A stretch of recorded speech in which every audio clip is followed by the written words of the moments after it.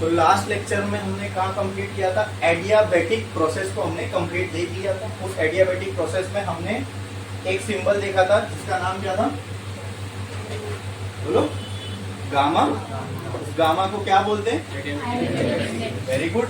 और उस adiabatic index का एक फॉर्मूला था, अब बोलो वो क्या है, वेरी गुड, ठीक है। और इस रेशियो को हम क्या बोलते हैं, एडियाबेटिक रेशियो।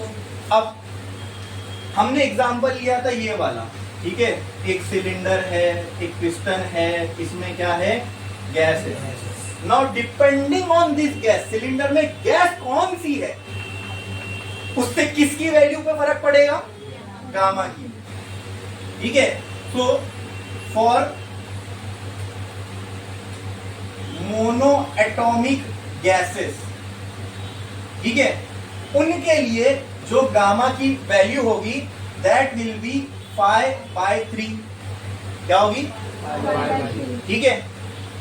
अब मैंने क्या कहा, मैं डायरेक्ट आपको क्या दे रहा हूं, वैल्यू गामा की। मैंने बोल दिया मोनोएटॉमिक के लिए वैल्यू होगी। ये कैसे आया, इसका डेरिवेशन है अपने वो सिलेबस में, हाँ है। बस जो नहीं है सिलेबस में मैं बता देता हूँ, ये नहीं है, ठीक है, लेकिन ये है। बट चैप्टर दूसरा है, काइनेटिक थ्योरी ऑफ गैसेस में, ठीक है, देखेंगे हम वहां पे यही वैल्यू आएगी। मोनोएटॉमिक के लिए जब देखेंगे तो ये वैल्यू आएगी, ठीक है। अब सिर्फ हमको इसकी वैल्यू देखना है। फिर दूसरी टाइप ऑफ गैस है फॉर डायटोमिक गैसेस, ठीक है। अब डायटोमिक गैस चेंज तो गामा की वैल्यू चेंज। कुछ मत करो, दोनों में 2 प्लस कर दो तो कितना हो जाएगा, 7/5, ये हो गई गामा की वैल्यू, ठीक है। थर्ड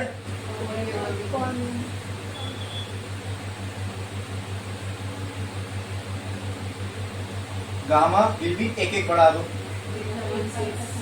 ठीक है। और उसको अगर रिड्यूस कर दिए तो क्या हो जाएगा, 2/4/3 आएगा, ठीक है, क्लियर है।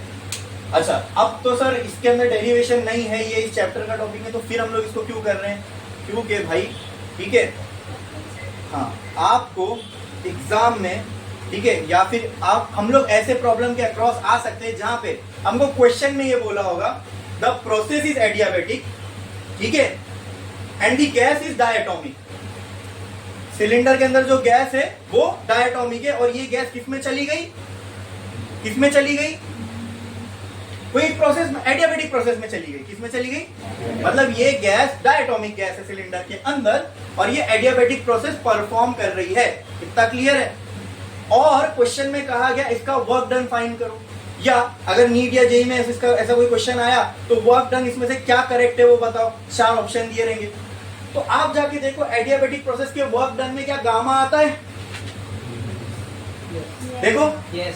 अगर एडियाबेटिक प्रोसेस के वर्क डन के फॉर्मूले में गामा आ रहा है, इसका मतलब वर्क डन चेंज होगा गैस के मुताबिक, वर्क की वैल्यू चेंज होगी ना, क्योंकि गामा की वैल्यू चेंज हो रही है अकॉर्डिंग टू गैस, इसलिए गामा की वैल्यू मालूम होना जरूरी है। अब ये प्रॉब्लम थर्मोडायनेमिक्स में आएगा, क्योंकि एडियाबेटिक प्रोसेस तो हमने यहाँ पढ़े, तो कोई गैस है जो एडियाबेटिक प्रोसेस में चली गई, ठीक है, उसका हम लोग को वर्क डन निकालना है, तो क्या करोगे, तो उसके लिए गामा की वैल्यू चाहिए। अब गामा की वैल्यू अगर डायटोमिक गैस बोला और आपने वैल्यू ली है 5/3, तुम्हारा आंसर सही आएगा क्या, तुमको लगेगा तुमने सही किया, लेकिन आंसर एट लास्ट तुम्हारा क्या आने वाला है, गलत ही आएगा।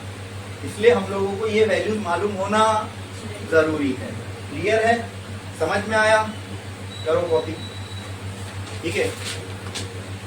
ऊपर स्टार डालो, लिखो गामा, ठीक है, एरो डालो और लिखो एडियाबेटिक इंडेक्स, ठीक है, ठीक है, लिखो, हेडिंग चाहिए ना अपने को उसके लिए, तो लिखो गामा, सिंबल डालो, उसका नाम लिखो, इट इज एडियाबेटिक इंडेक्स, ठीक है, नीचे उसका फॉर्मूला लिखो, और गैसेस के लिए कैसे ये वैल्यू चेंज होगी वो भी लिखो, ठीक है, लिखो लिखो, चलो, एडियाबेटिक इंडेक्स पता नहीं मैं लिख सकता हूँ।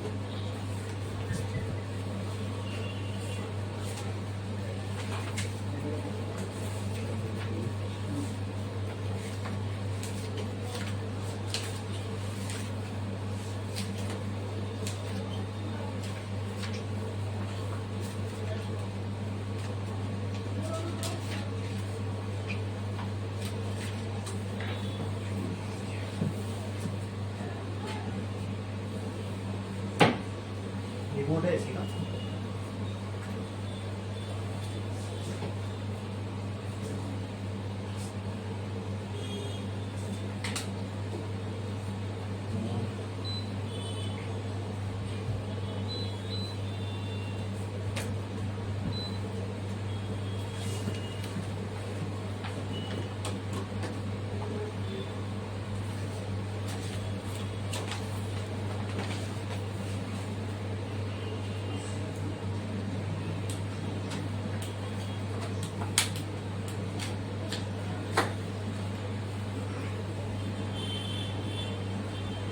अब इससे हमारे माइंड में एकदम क्लैरिटी आ गई। अगर हम लोग देखेंगे, अगर जब प्रॉब्लम्स करेंगे, न्यूमेरिकल करेंगे और वहां पे अगर ऐसा कोई पेचीदा केस हमारे सामने आया, क्वेश्चन पढ़ेंगे ध्यान से। और अभी अपने को मालूम है कि कहाँ पे एडियाबेटिक प्रोसेस अगर बोला तो ध्यान कहाँ पे देना है, गैस कौन सी है। उसी हिसाब से फिर आप क्या वैल्यू उठाओगे, किसकी वैल्यू उठाओगे, गामा की वैल्यू। अगर समझो ये खाली मोनोएटॉमिक के लिए याद कर लिया तुमने तो आंसर रॉन्ग हो सकता है, अगर गैस दूसरी रही तो। अब इसके आगे हम लोग तीन टाइप के प्रोसेसेस है, वो अपने को देखना है, ठीक है, अच्छे से उसको खाली समझना है वो प्रोसेसेस में क्या होता है, ठीक है, ठीक है। जिसमें से फर्स्ट टाइप ऑफ प्रोसेस है रिवर्सिबल प्रोसेस। कौन सा प्रोसेस? Reversible process. तो स्टार डालो और लिखो रिवर्सिबल प्रोसेस, ठीक है। इसका मैं डेफिनेशन बोलता हूं, वो भी लिखो, ठीक है। उसके बाद इसको अच्छे से समझेंगे, इसका पीवी डायग्राम भी देखेंगे। लिखो लिखो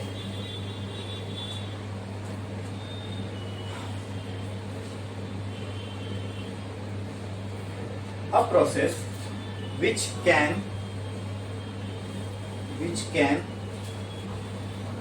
return to its initial state, which can return to its initial state, which can return to its initial state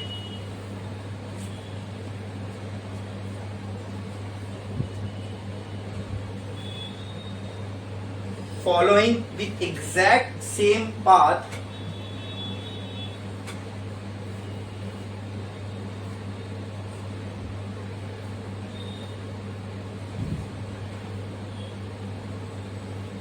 and not affecting its surrounding, and not affecting its surrounding.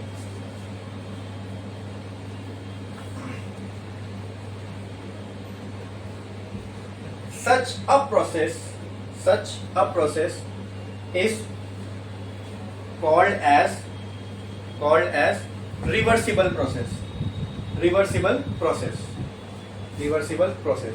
अच्छा, अभी reversible process है तो ऐसी एक और process होगा जो कैसा होगा? Very good, irreversible. तो आपको मैंने डेफिनेशन इसी प्रकार से लिखाया हो ना कि क्या आप इसको देखो और आप इरिवर्सिबल का भी फिर आप आइडियाज में अपोजिट लग रहे हैं कि नहीं? रिवर्सिबल, इरिवर्सिबल, तो एक अपोजिट आइडिया लग रहा है। इसका मतलब इसके डेफिनेशन में भी कुछ चीजें जो यहाँ लिखे उनकी अपोजिट वहां आएगी। तो चलो देखते उसका डेफिनेशन हम लोग बना पाते कि नहीं बना पाते, ठीक है। अब प्रोसेस विच कैन, लिखो, पहले स्टार डालो और लिखो इरिवर्सिबल प्रोसेस, और डेफिनेशन मत लिखना, पहले अपन डिस्कस करेंगे, उसके बाद अपन उसका डेफिनेशन लिखेंगे, ठीक है।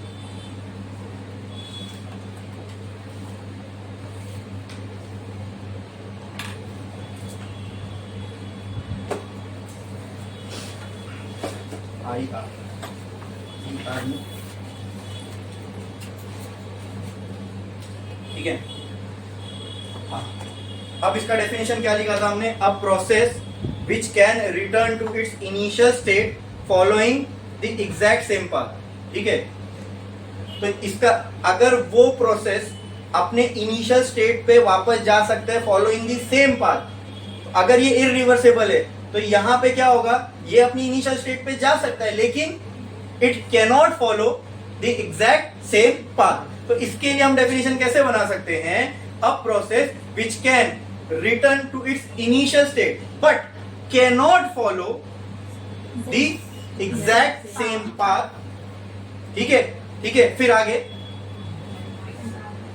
And Affecting. ये हाँ नॉट इफेक्टिंग है ना, and affecting its surrounding such a process.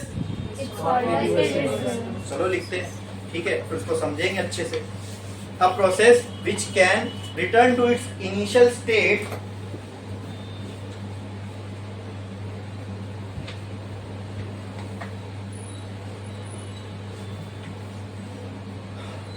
process which can return to its initial state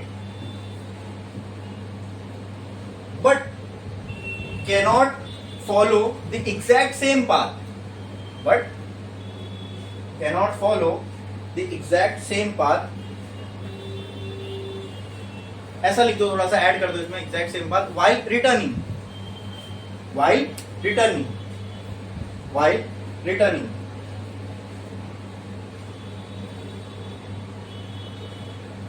and also affects its surrounding, and also affects its surrounding, and also affects its surrounding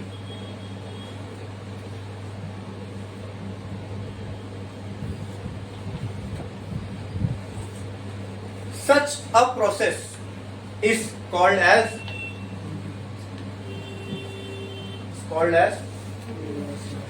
irreversible process, irreversible process। चलो अभी समझते हैं इसको, reversible process क्या होगा और irreversible process क्या होगा। ये मैंने बना दिया एक PV diagram, pressure versus volume का ग्राफ, इसी को बोलते हैं पीवी डायग्राम। ठीक, अब एक गैस है, मान लो वो एक्सपांड हो रही है। क्या हो रही है?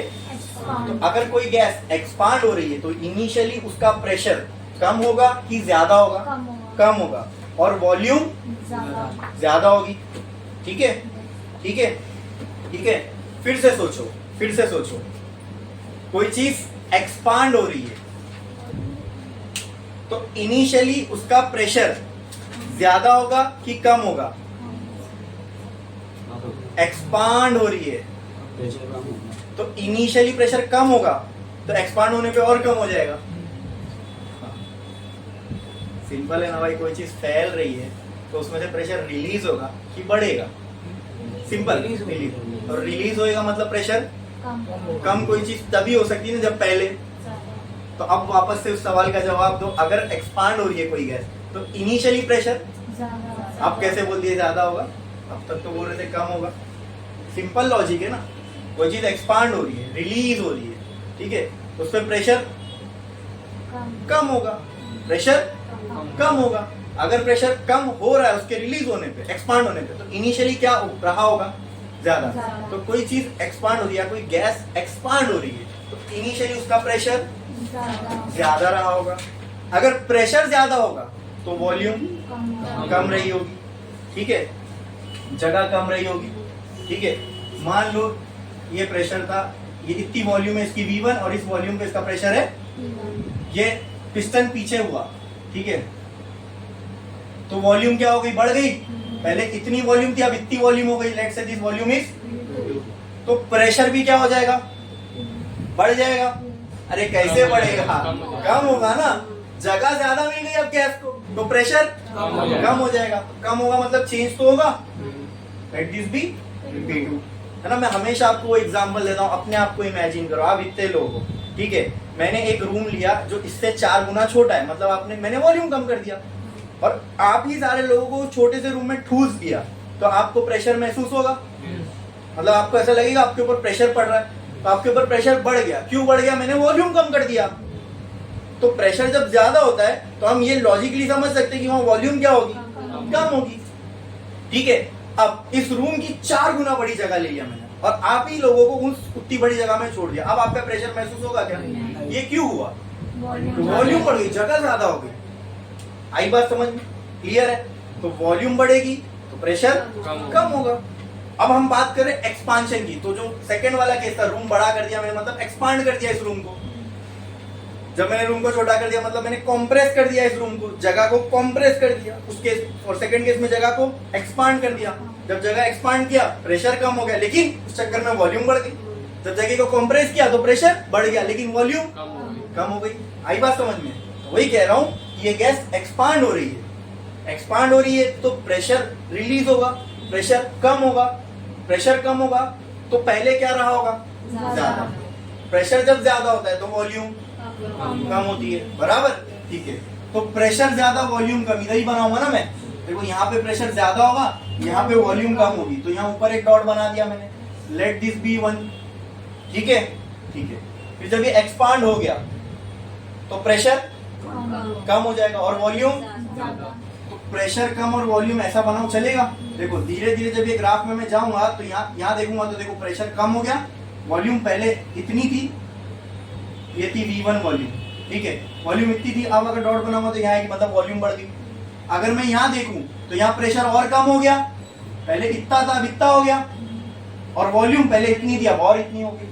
और मान लो यहाँ जाके ये रुक गया, मतलब यहाँ जाके ये रुका, तो इस टाइम पे इसकी वॉल्यूम कितनी थी? V2 और प्रेशर कितना था? तो यहाँ दे दिया मैंने V2, यहाँ बने देता हूँ मैं प्रेशर, ये हो गया P2, ये 0.1, इसको दे दिया मैंने 0.2, और यहाँ पे अगर मैं प्रेशर बनाऊं तो ये प्रेशर क्या हो जाएगा? P1। 1 वाले पॉइंट को जब यहाँ प्रोजेक्ट करूंगा तो 1, इसको यहाँ प्रोजेक्ट कर दिया तो V1, क्योंकि यहाँ पे वॉल्यूम है, यहाँ प्रेशर है। 2 वाले पॉइंट को यहाँ प्रोजेक्ट किया तो यहाँ प्रेशर है तो ये हो गया P2, यहाँ वॉल्यूम है तो ये क्या हो जाएगा? P2। अच्छा, ये एक्सपांशन है, क्या है? तो एरो कहाँ से कहाँ आएगा आप बताओ? अब एरो यहाँ डालना है, एक्सपांड हो रही ना गैस, तो हम कहाँ से कहाँ गए? 1 से 2 पे गए कि 2 से 1 पे गए? तो एरो कहाँ आएगा? डाउनवर्ड या अपवर्ड? वेरी गुड, तो ये साइड पे एरो आएगा। अब ये प्रोसेस चल रहा था एक्सपांशन, क्लियर है? इतना क्लियर है? अब बात आती है इसको रिवर्सिबल कब बोलेंगे, ठीक है?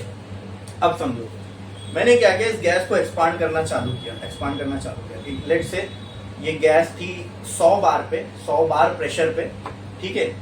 जब मैंने इसको एक्सपांड होने दिया तो प्रेशर कम होता जाएगा।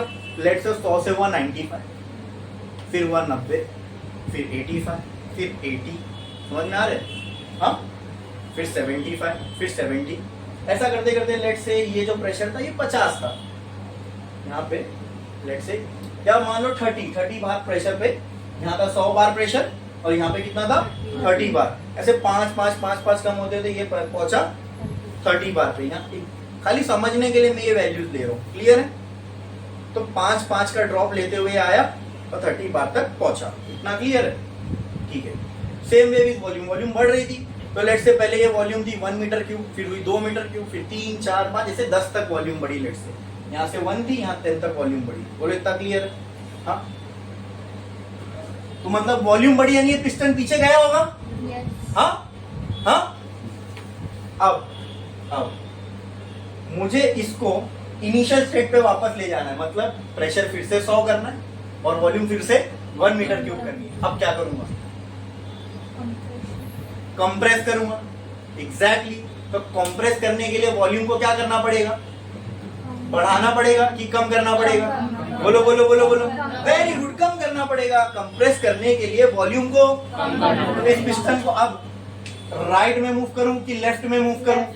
वेरी गुड, कहां मूव करूं? तो चलो मैं लेफ्ट में मूव करने लगा। अब प्रेशर क्या होने लगेगा? ये कंप्रेस हो रही है कोई चीज तो धीरे धीरे प्रेशर क्या होने लगेगा? बढ़ने लगेगा। समझ में आया? क्लियर है? इसमें किसी को कोई डाउट? यहां तक क्लियर है? ठीक है। अब प्रेशर बढ़ा, कहां तक पहुंचा था? 30 पे। कहां तक? 30 पे। ठीक है। अब प्रेशर बढ़ा, ये 30 है। लेट से एग्जांपल ले रहा हूं समझने के लिए। ये 100 था, यहाँ 95, यहाँ लेट से 90, यहाँ 85, 80, 75, 70, 65, 50 और ये 45। हाँ चलो 45, ठीक है, यहाँ तक पहुंच गए। अब मुझे रिटर्न इनिशियल स्टेट पे जाना है। कहाँ जाना है? इनिशियल स्टेट पे वापस जाना है। अब ये रिटर्न जाने वाली यात्रा ही तय करेगी कि ये प्रोसेस रिवर्सिबल हुआ या नहीं हुआ, हुआ या नहीं। पढ़ो, रिवर्सिबल प्रोसेस ये कब होगा? When it follows the exact same path, मतलब जिस रास्ते से ये नीचे आया है एग्जैक्टली वही पाथ से ये ऊपर भी जाए। समझ में आ रहा है? हाँ।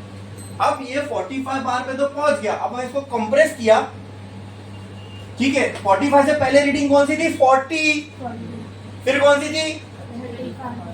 वेरी गुड, ऐसा नहीं बोल, नहीं 40 नहीं, 45 से पहले होगी 50, 55, 60, 65, 70, बढ़ेगी ना ऊपर के साइड पे। हाँ, ये साइड पे कम हो रही थी, वापस जाऊं तो बढ़ेगी। लेकिन मैंने कंप्रेस इसको ऐसा कर दिया कि बजाय ये 50 के 60 पे डायरेक्ट चले गया, या फिर 72 पे चला गया। अरे समझ में आ रहा है? तो आप मुझे बताओ, हो सकता है फिर वो इसके 45 के बाद अगर वो डॉट ये कितना था 50 ना, लेट से ये 62 हो गया तो यहां कहीं आएगा। और वॉल्यूम जैसे ये यहां पे जो वॉल्यूम थी, यहां मैंने बताया 1 मीटर क्यूब थी, तो इस पॉइंट पे वॉल्यूम भी तो कुछ होगी ना मेरे भाई। इस पॉइंट पे भी वॉल्यूम कुछ तो होगी, इस पॉइंट पे भी तो वॉल्यूम कुछ होगी, इस पॉइंट पे। अरे समझ में आ रहा है नहीं आ रहा है? बोलो, अरे बोलो, अरे बोलो ना, अरे समझ रहा है नहीं समझ रहा है? हाँ पक्का, ठीक है। तो यहाँ पे 1 मीटर क्यूब की लेट से यहाँ 2, 3, 4, 5, 6, 7, 8, 9, 10 और मान लो 11। हमको नंबर से कोई लेना देना नहीं है, मैंने कहा ना जी समझने के लिए मैं नंबर्स ले रहा हूँ, कॉन्सेप्ट को समझना है अच्छे से, ठीक है। अच्छा, मैंने इसको कॉम्प्रेस किया। मैं क्या चाह रहा था, जैसे ही मैं कॉम्प्रेस करूं, अगला प्रेशर और वॉल्यूम क्या होनी चाहिए मालूम? 50 और 10। ये 45 था ना, ये था 50 और ये थी 10 मीटर क्यूब। मतलब अगला जो प्रेशर और वॉल्यूम की वैल्यू होनी चाहिए वो क्या होनी चाहिए? 50 और 10। फिर अगली कौन सी होनी चाहिए? 60 और 9, फिर 65 और 8, 70 और 7, ऐसा बराबर। लेकिन मान लो अगर ऐसा नहीं, मैंने कॉम्प्रेस किया और प्रेशर पहुंच गया 62 पे और वॉल्यूम पहुंच गई मान लो 8.5 पे, तो ये डॉट अब इधर आ जाएगा, है ना? हिल जाएगा ना अपनी जगह से। अब अगर मैं ये ग्राफ को बनाऊंगा, अच्छा मान लो अगला इधर आया, अगला इधर आया, अगला इधर आया, ये डॉट तो कुछ ऐसे आएगा फिर। हाँ, अब ये क्या हो रहा है? कॉम्प्रेस। क्या हो रहा है? तो हम कहां से कहां गए? यहां से यहां गए, यानी प्रेशर कम हो रहा था, प्रेशर बढ़ रहा था, वॉल्यूम कम हो रही थी, ठीक है। अब हमने प्रोसेस शुरू यहां से किया, खत्म यहां पे किया। अब एरो कहां आएगा? बोलो ना, अपवर्ड्स आएगा ऐसे, ठीक है। इतना क्लियर है क्या? बोलो, इतना क्लियर है क्या? क्या इसमें किसी को कुछ भी डाउट है? क्या इसमें किसी को कोई परेशानी? यहां तक जो मैंने बोला, यहां तक समझ में आया? ठीक है।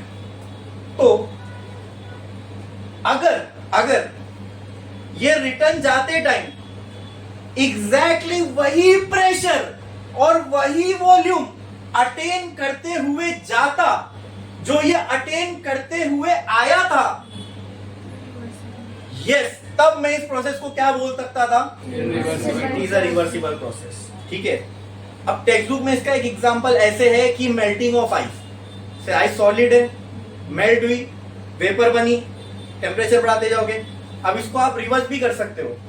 वेपर से आपने कंडेंस किए, लिक्विड बना, और आपने उसको कूल किए, सॉलिड बना। तो ये एग्जांपल दिया हुआ टेक्स्ट बुक में रिवर्सिबल प्रोसेस का, इसको रिवर्स किया जा सकता है, ठीक है। It is an example of reversible process. लेकिन अगर प्रिसाइसली रिवर्सिबल प्रोसेस को समझना है ना, तो उसको हम लोग पीवी ग्राफ से बहुत अच्छे से समझ सकते हैं, ठीक है। रिवर्सिबल, क्या इरिवर्सिबल प्रोसेस में क्या वही प्रेशर, वही टेम्परेचर, वही वॉल्यूम नहीं अटेन की जा सकती? अरे की जा सकती है, तो फिर वो कैसे रिवर्सिबल नहीं हुआ? समझे मेरी बात? हम रिवर्सिबल उसको समझते हैं कि जैसे ये 100 पे था, ये वापस ये आ गया मान लो 0 पे, क्या ये वापस 100 पे जा सकता है? हाँ जा सकता है, तो ये हो गया रिवर्सिबल। लेकिन इरिवर्सिबल प्रोसेस में भी अगर कोई चीज आप कर रहे हो, जैसे ये गैस को आपने एक्सपांड की फिर कंप्रेस कर रहे हो, क्या ये वापस अपने वही प्रेशर और वही वॉल्यूम पे नहीं जा सकता? जा सकता है ना, वापस अपनी इनिशियल स्टेट पे जा सकता है। तो सिर्फ इसी, तो फिर ये भी तो रिवर्सिबल हुआ। तो फिर इरिवर्सिबल और रिवर्सिबल में फर्क क्या है सर? आई बात समझ में? तो सिर्फ प्रोसेस को अगर समझ के तुम रिवर्सिबल और इरिवर्सिबल समझने जाओगे ना, तो बहुत बड़ा कंफ्यूजन क्रिएट होगा।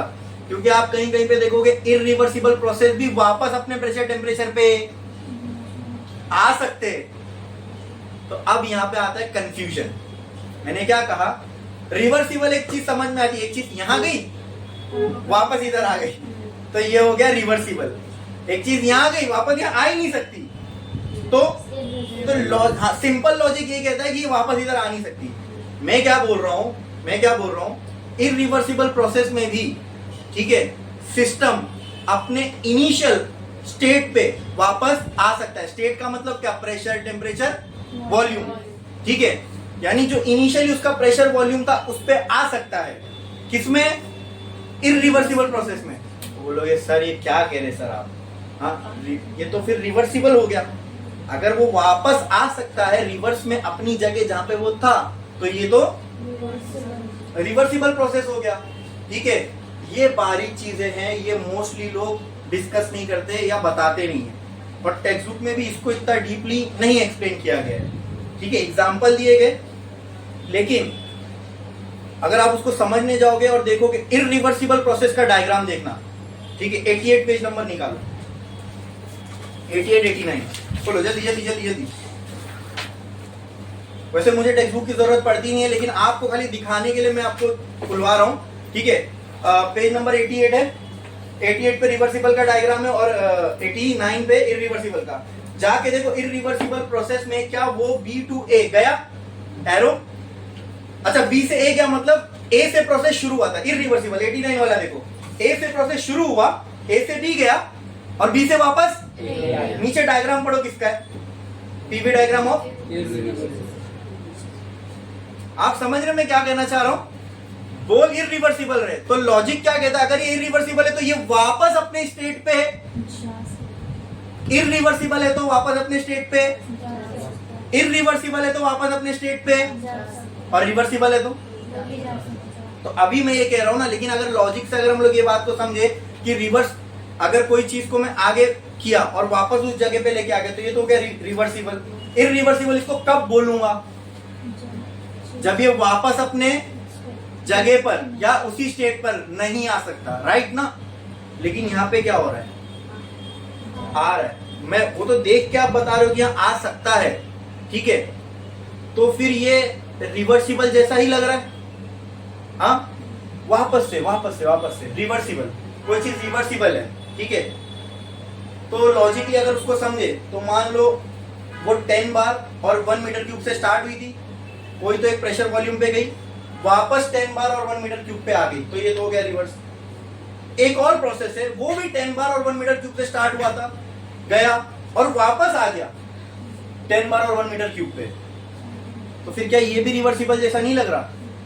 हाँ, मैं वही बताना चाह रहा था आपको कि इसमें देखो ये A to B गया, मतलब एक प्रेशर और वॉल्यूम से दूसरी प्रेशर और वॉल्यूम पे चला गया, वापस उस प्रेशर B से A भी एरो आ रहा है, मतलब जो ये इनिशियल प्रेशर वॉल्यूम पे था, ये उसी इनिशियल प्रेशर वॉल्यूम पे वापस ये डायग्राम कह रहा है ना, टेक्स्ट बुक का डायग्राम कह रहा है ना, तो क्या ये रिवर्सिबल जैसा नहीं लग रहा, लग रहा है कि नहीं लग रहा है, लग रहा है कि नहीं लग रहा है, अरे बोलो ना, लग रहा है। लेकिन डायग्राम में नीचे क्या लिखा हुआ है, किसका डायग्राम है, किसका है, किसका है, किसका है, किसका है, किसका है। अगर इरिवर्सिबल है तो वापस अपने इनिशियल स्टेट पे आना चाहिए, लेकिन टेक्स्ट बुक में डायग्राम है, आ रहा है, आ रहा है, तो किसके जैसा लग रहा है, किसके जैसा, डायग्राम के नीचे नाम पढ़ो, किसका है, किसका है, किसका है। ठीक है, ऐसा होना चाहिए, इरिवर्सिबल है तो होना चाहिए, होना चाहिए, लेकिन हो रहा है, हो रहा है, किसके जैसा लग रहा है, किसके जैसा लग रहा है, किसके जैसा लग रहा है, जोर से बोलो, किसके जैसा लग रहा है। ठीक है, लेकिन टेक्स्ट बुक खोलो, उसमें नीचे नाम पढ़ो, क्या लिखा है, क्या लिखा है, क्या लिखा है, लेकिन इरिवर्सिबल है तो वापस आना चाहिए, आना चाहिए, आना चाहिए, मतलब ये किसके ऐसा लग रहा है, किसके ऐसा, लेकिन टेक्स्ट बुक में क्या लिखा है, क्या लिखा है, तो तुमको किसके जैसा लग रहा है, और बुक में क्या लिखा है, समझ में आया, तुमको कैसा लग रहा है, तुमको किसके ऐसा लग रहा है, ये कैरेक्टरिस्टिक तो ये रिवर्सिबल जैसी शो कर रहा है, लेकिन टेक्स्ट बुक में नाम क्या है, क्या नाम है, समझे, यहाँ कंफ्यूजन क्रिएट होता है। ठीक है, तो क्या फर्क है सर, फिर कैसे समझे, अगर ये वापस भी आ रहा है तो ये तो रिवर्सिबल जैसा लग रहा है, तो रिवर्सिबल और रिवर्सिबल में फर्क क्या हुआ, फर्क ये है, वो इसीलिए मैंने आपको वो एग्जैक्ट डेफिनेशन वैसा टेक्स्ट बुक में नहीं दिया है, लेकिन मैंने आपको लिखाया when it follows the exact same path. तो आप लोग तो ये समझ गए होंगे, हो सकता है ये पढ़ के कि ये इरिवर्सिबल क्यों है। अब आप रिवर्सिबल का डायग्राम देखो, वहां पे आपको दिखेगा ए से बी एरो नीचे की तरफ जा रहा है, फिर वापस एक एरो ऊपर की तरफ आ रहा है, लेकिन वही लाइन पे। मतलब अगर इसने नीचे आने के लिए ये रास्ता अपनाया तो ऊपर जाने के लिए भी सेम वही पाथ इसने यूटिलाइज किया। इसका मतलब अगर कोई प्रोसेस ऐसा होगा तभी हम लोग उसको, ठीक है।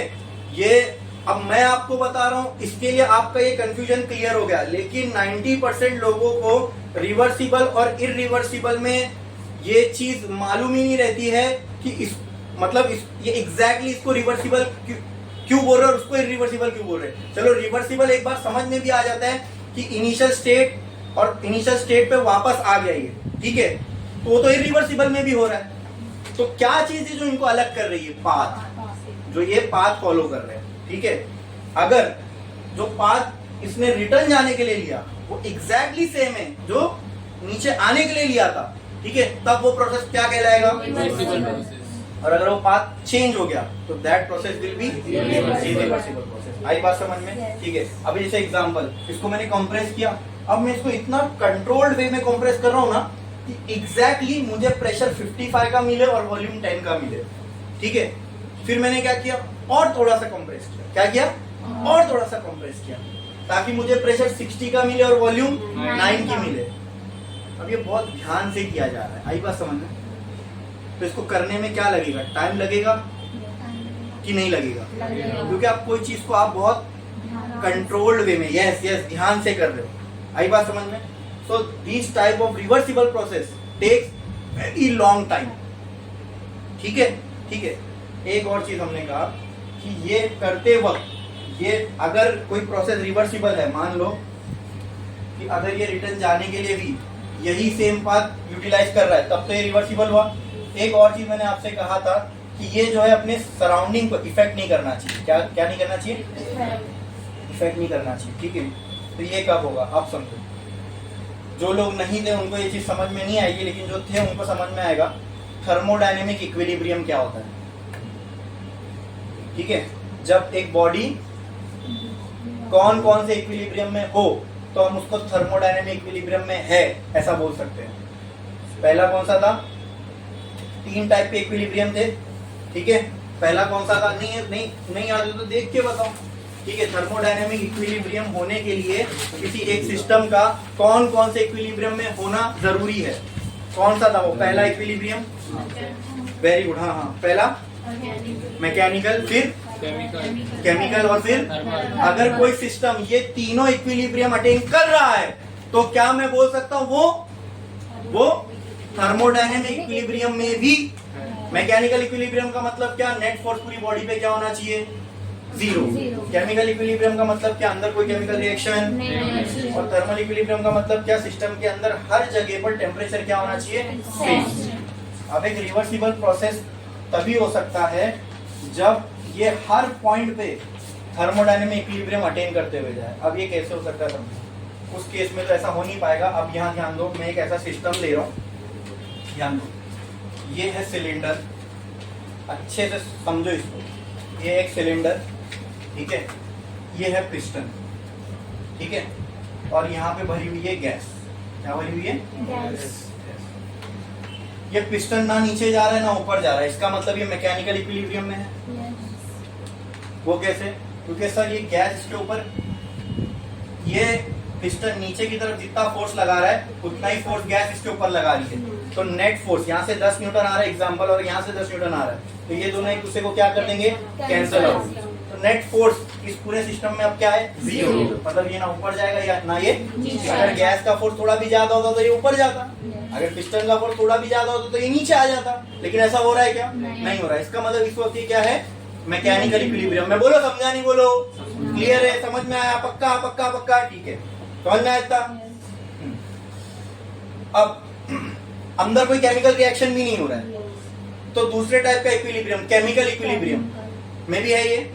और मैं बोलता हूँ इसके हर पॉइंट पे अंदर टेम्परेचर कांस्टेंट है। मतलब ये किस में है?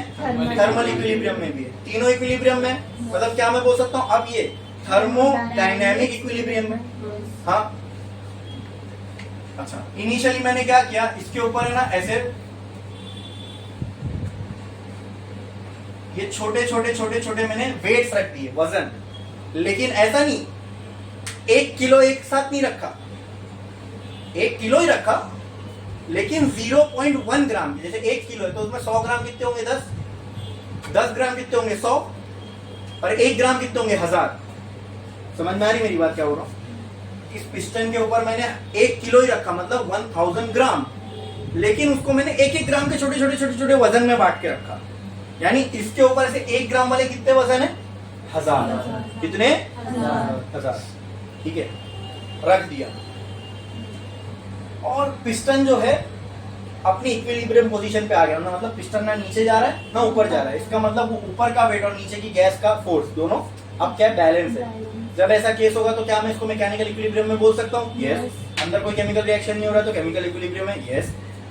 और अंदर अगर temperature at all point is constant, इसका मतलब ये थर्मल इक्विलिब्रियम। जब तीनों इक्विलिब्रियम एक साथ होंगे तो मैं बोल सकता हूँ ये पूरा सिस्टम किसमें है? Thermodynamic equilibrium. अब समझो, अब मेरी बात, मैंने क्या किया, ये एक वेट यहाँ से कम कर दिया। अब क्या होगा? ऊपर की तरफ, मतलब पिस्टन जो इस पे वेट लगा रहा था वो ऊपर से जो गैस के ऊपर वेट आ रहा था वो कम हो गया। तो अब इनका इक्विलिब्रियम बिगड़ जाएगा, मतलब नीचे से लगने वाला फोर्स ज्यादा हो गया, ऊपर से लगने वाला। तो क्या होगा इसके साथ? अब पिस्टन एक्सपांड होगा तो पिस्टन का मोशन कौन से डायरेक्शन में होगा? Very good. पिस्टन थोड़ा सा ऊपर मूव होगा, इस पे एग्री करते हो? मान लो इतना मूव हुआ पिस्टन ऊपर, क्या ये एक्सपांशन हो रहा है? मैं ये एग्जांपल है वो, ठीक है। वॉल्यूम बढ़ी, प्रेशर कम हो गया, समझ में? अब मैं रुक गया, अब मैंने और कोई वेट नहीं कम किया, मैं रुक गया, ठीक है। थोड़े टाइम बाद पिस्टन क्या होगा? एक जगह आके फिर रुक जाएगा। होगा कि नहीं ऐसे? क्योंकि मैंने सारे वेट थोड़ी ना कम किए, सिर्फ 1 ग्राम का एक वेट हटाया, तो पिस्टन थोड़ा सा ऊपर हुआ, ठीक है, क्योंकि ऊपर से लगने वाला फोर्स कम हो गया, गैस की तरफ से लगने वाला फोर्स बढ़ गया। इतना क्लियर है? समझ में आया? ठीक है। तो थोड़े टाइम बाद ऐसा होगा दोस्तों कि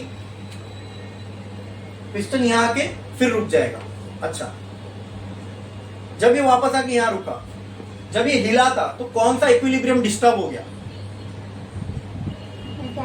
वेरी गुड, क्योंकि नेट फोर्स अब 0, नीचे से लगने वाला फोर्स ज्यादा है, ऊपर से लगने वाला, तो नेट फोर्स अब 0 नहीं, मतलब नीचे से 100 लग रहा है, ऊपर से 90 ही लग रहा है, तो बॉडी कहां जाएगी? ऊपर की तरफ। आई बात समझ में? तो यह कौन सा इक्विलिब्रियम डिस्टर्ब हो गया? तीनों में से एक भी इक्विलिब्रियम डिस्टर्ब हो गया, तो अब क्या वो थर्मोडायनामिक इक्विलिब्रियम में कहलाएगा? नहीं। थर्मोडायनामिक इक्विलिब्रियम में होने के लिए तीनों भी इक्विलिब्रियम होना जरूरी है। ठीक है, अब आगे यहाँ पे फिर से नेट फोर्स, मतलब अभी मैकेनिकल इक्विलिब्रियम में आ गया, मूव नहीं हो रहा है ना ऊपर ना नीचे। इसका मतलब अभी फिर से किसमें आ गया? मैकेनिकल इक्विलिब्रियम में। किसमें? अंदर कोई केमिकल रिएक्शन नहीं हो रहा है, फिर ये किसमें भी है? और अंदर हर जगह पे टेम्परेचर कांस्टेंट है, मतलब ये मतलब इस पॉइंट पे जैसे ये पहुंचा तो हमने इसको सेटल होने दिए ताकि ये फिर से किसमें आ जाए? Thermodynamic equilibrium. बोलो समझा? अरे बोलो समझा? क्लियर है? पक्का? इसमें किसी को कोई डाउट है? आ गया थर्मोडायनेमिक इक्विलिब्रियम में, ठीक है। फिर मैंने 1 ग्राम कम कर दिया। अब क्या होगा? अब क्या होगा? डाउनवर्ड लगने वाला फोर्स कम हो गया, अपवर्ड लगने वाला फोर्स ज्यादा हो गया। कौन सा इक्विलिब्रियम डिस्टर्ब हो गया? तो पिस्टन का मूव होगा जब तक से फिर से अपवर्ड डाउनवर्ड फोर्स इक्वल ना हो जाए। लेकिन ये सब के चक्कर में पिस्टन क्या हो जाएगा? अपवर्ड मूव हो जाएगा, कि अब डाउनवर्ड फोर्स को ज्यादा है, यहाँ जाके फिर रुक गया। तो मान लो वो प्रेशर वॉल्यूम ये है, लेकिन ये एक्सपांड हुआ ना, पिस्टन ऊपर गया तो ये वॉल्यूम बढ़ेगी। पहले वॉल्यूम इतनी थी, फिर वॉल्यूम इतनी हो गई, फिर वॉल्यूम बढ़ रही है। जैसे जैसे वॉल्यूम बढ़ेगी वैसे वैसे प्रेशर। क्या यही हो रहा है इस ग्राफ में? समझा कि नहीं समझा? क्लियर है? सबको ये चीज अच्छे से समझ में आ रही है? मेरा इस बात पर आप यकीन करो, ठीक है, कि जिस तरीके से मैं आपको अभी ये बता रहा हूं ना, ये तुमको कहीं पे भी नहीं मिलेगा, ठीक है। और कॉलेज वाले में तो भूल जाओ, इतना टाइम देंगे ही नहीं टीचर्स आपको कि इतने डिटेल में आपको ये सारे प्रोसेस समझाए जाए, ठीक है। हाँ, क्लियर है? ये काफी डिटेल में हम लोग इस प्रोसेस को देख रहे हैं, ताकि एक बार ये बेसिक अच्छे से समझ में आ गया ना, तो इसके ऊपर आगे के जितने कॉन्सेप्ट स्टैंड करने वाले हैं वो सब ऐसे ऐसे ऐसे समझ में आने लगे। बोलो क्लियर है ये? हाँ हाँ हाँ। ये सिस्टम ऐसे मैंने क्यों बनाया पता है आपको? क्योंकि मुझे बार बार थर्मोडायनेमिक इक्विलिब्रियम को अचीव करना है। अगर ये ऐसा सिस्टम होता है, इसको मैं कंप्रेस करता, हो सकता है फिर से एक्सपांड हो जाए, तो वहां पे इक्विलिब्रियम मेंटेन रहेगा क्या? नहीं रहेगा। और कोई भी एक इक्विलिब्रियम डिस्टर्ब हो गया तीनों में से, तो थर्मोडायनेमिक मुझे क्या अटेन करना है हर स्टेप पे। ठीक है ठीक है ठीक है ठीक है। फिर मैंने एक ग्राम और कम किया, फिर क्या होगा? फिर क्या होगा? फिर मैकेनिकल इक्विलिब्रियम डिस्टर्ब, डाउनवर्ड ज्यादा, अपवर्ड सॉरी डाउनवर्ड कम अपवर्ड ज्यादा, तो उसकी वजह से क्या होगा? फोर्स डाउनवर्ड का ज्यादा है, तो फिर पिस्टन ऊपर जाएगा, फिर एक पॉइंट पे आके रुक जाएगा, फिर तीनों इक्विलिब्रियम वापस अटेन हो जाएंगे, फिर एक बार थर्मोडायनेमिक इक्विलिब्रियम वापस आ जाएगा, हो सकता है वो ये पॉइंट हो। ऐसी हर पॉइंट पे अपने को क्या अटेन करना है? क्या अटेन करना है? तो हम लोग थर्मोडायनेमिक इक्विलिब्रियम को अटेन करते हुए 1 से कहां पहुंचे?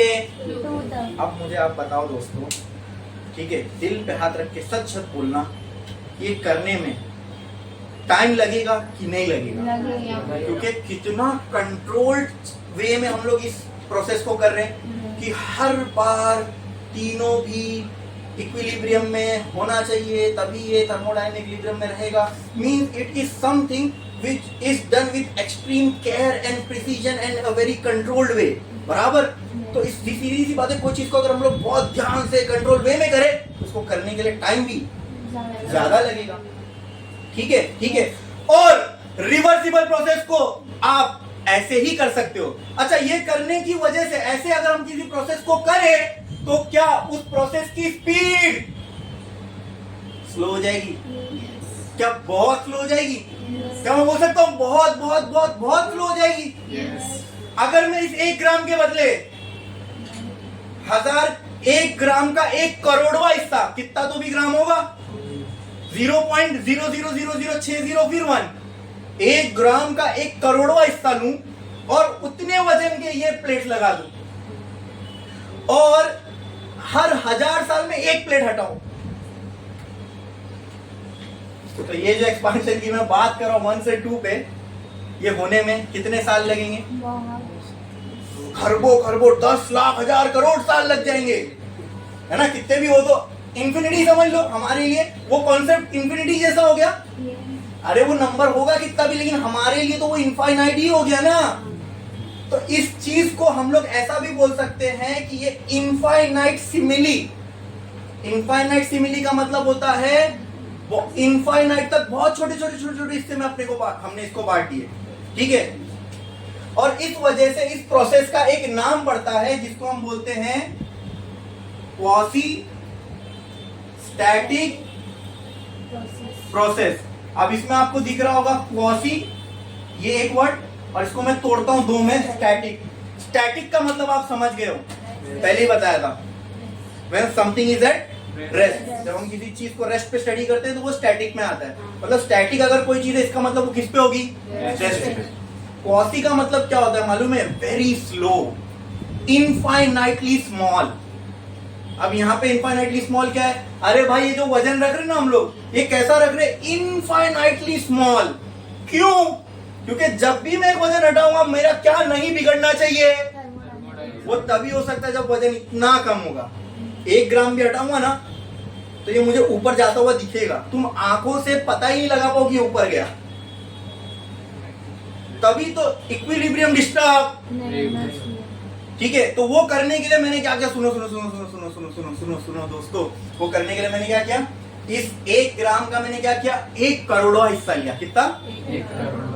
और ऐसे मैंने सुनो, ऐसे मैंने 1 लाख करोड़ ब्लॉक्स लगा दिए। एक ब्लॉक मिलेगा मुझे, जैसे 1 ग्राम का एक वजन होगा, वो मैंने यहाँ रखा। फिर 2 दूसरे ग्राम का, मैं क्या बोल रहा हूँ, 1 ग्राम का 1 करोड़वा हिस्सा जितना एक वजन लिया, वो मैंने यहाँ रखा। ऐसे इसके ऊपर कितने लगाए मालूम? 1 लाख करोड़। कितने लगाए? 1 लाख करोड़। कितने लगाए? 1 लाख। और हर 10 करोड़ साल में 1 ब्लॉक हटा रहा हूं। ठीक है। ठीक है, कितना टाइम लगेगा इसको यहाँ ये प्रेशर से ये प्रेशर पे आने के लिए? हमारे लिए इनफाइनाइट जैसा हो गया ना, मतलब मैंने इसको कितने छोटे छोटे स्टेप में बांट दिया, इनफाइनाइटली स्मॉल स्टेप्स में मैंने बांट दिया। कि कॉसी का मतलब वही होता है इनफाइनाइटली स्मॉल। आप समझे इसका नाम ये क्यों पड़ा? आप समझे? क्योंकि मैंने इस प्रोसेस को क्या कर दिया, इनफाइनाइटली स्मॉल स्टेप्स में बांट दिया, इसलिए इसका क्या नाम पड़ा, कॉसी। अब जब कोई चीज इतनी स्लो है तो तुम्हारी आंखें उसको डिटेक्ट कर पाएगी? तुमको तो लगेगा ही रेस्ट पे। अरे कोई चीज जब मतलब वो 10 करोड़ 1000 साल में इतनी सी मूव हुई, कितनी मतलब वो तुम देख भी नहीं सकते, तुम्हारे लिए वो कैसा होगा, इसलिए आगे ये नाम पड़ा। तो क्या ये प्रोसेस है, प्रेशर चेंज हो रहा है, दैट इज व्हाई जहाँ प्रोसेस प्रेशर वॉल्यूम चेंज हुई वो क्या हो गया, प्रोसेस हो गया। कहीं प्रेशर वॉल्यूम चेंज हो रही है, 100% हो रही है, इसलिए प्रोसेस को क्या बोलते हैं, नाम तोड़ के मैंने बताया इसको क्वासी स्टैटिक क्यों बोलते हैं, समझ में आया? क्वासी स्टैटिक क्यों बोलते हैं, समझ में आया? पक्का पक्का। And quasi static process is a type of reversible process. तो ये समझ में आया दोस्तों। अगर हमको पहले तो अगर हम लोग को रिवर्सिबल प्रोसेस करना है तो उसको क्वासी स्टैटिक होना पड़ेगा। क्या होना पड़ेगा? अच्छा, क्वासी स्टैटिक का मतलब क्या, इनफाइनाइटली स्मॉल इसमें स्टेप्स आ गए। क्या आ गए?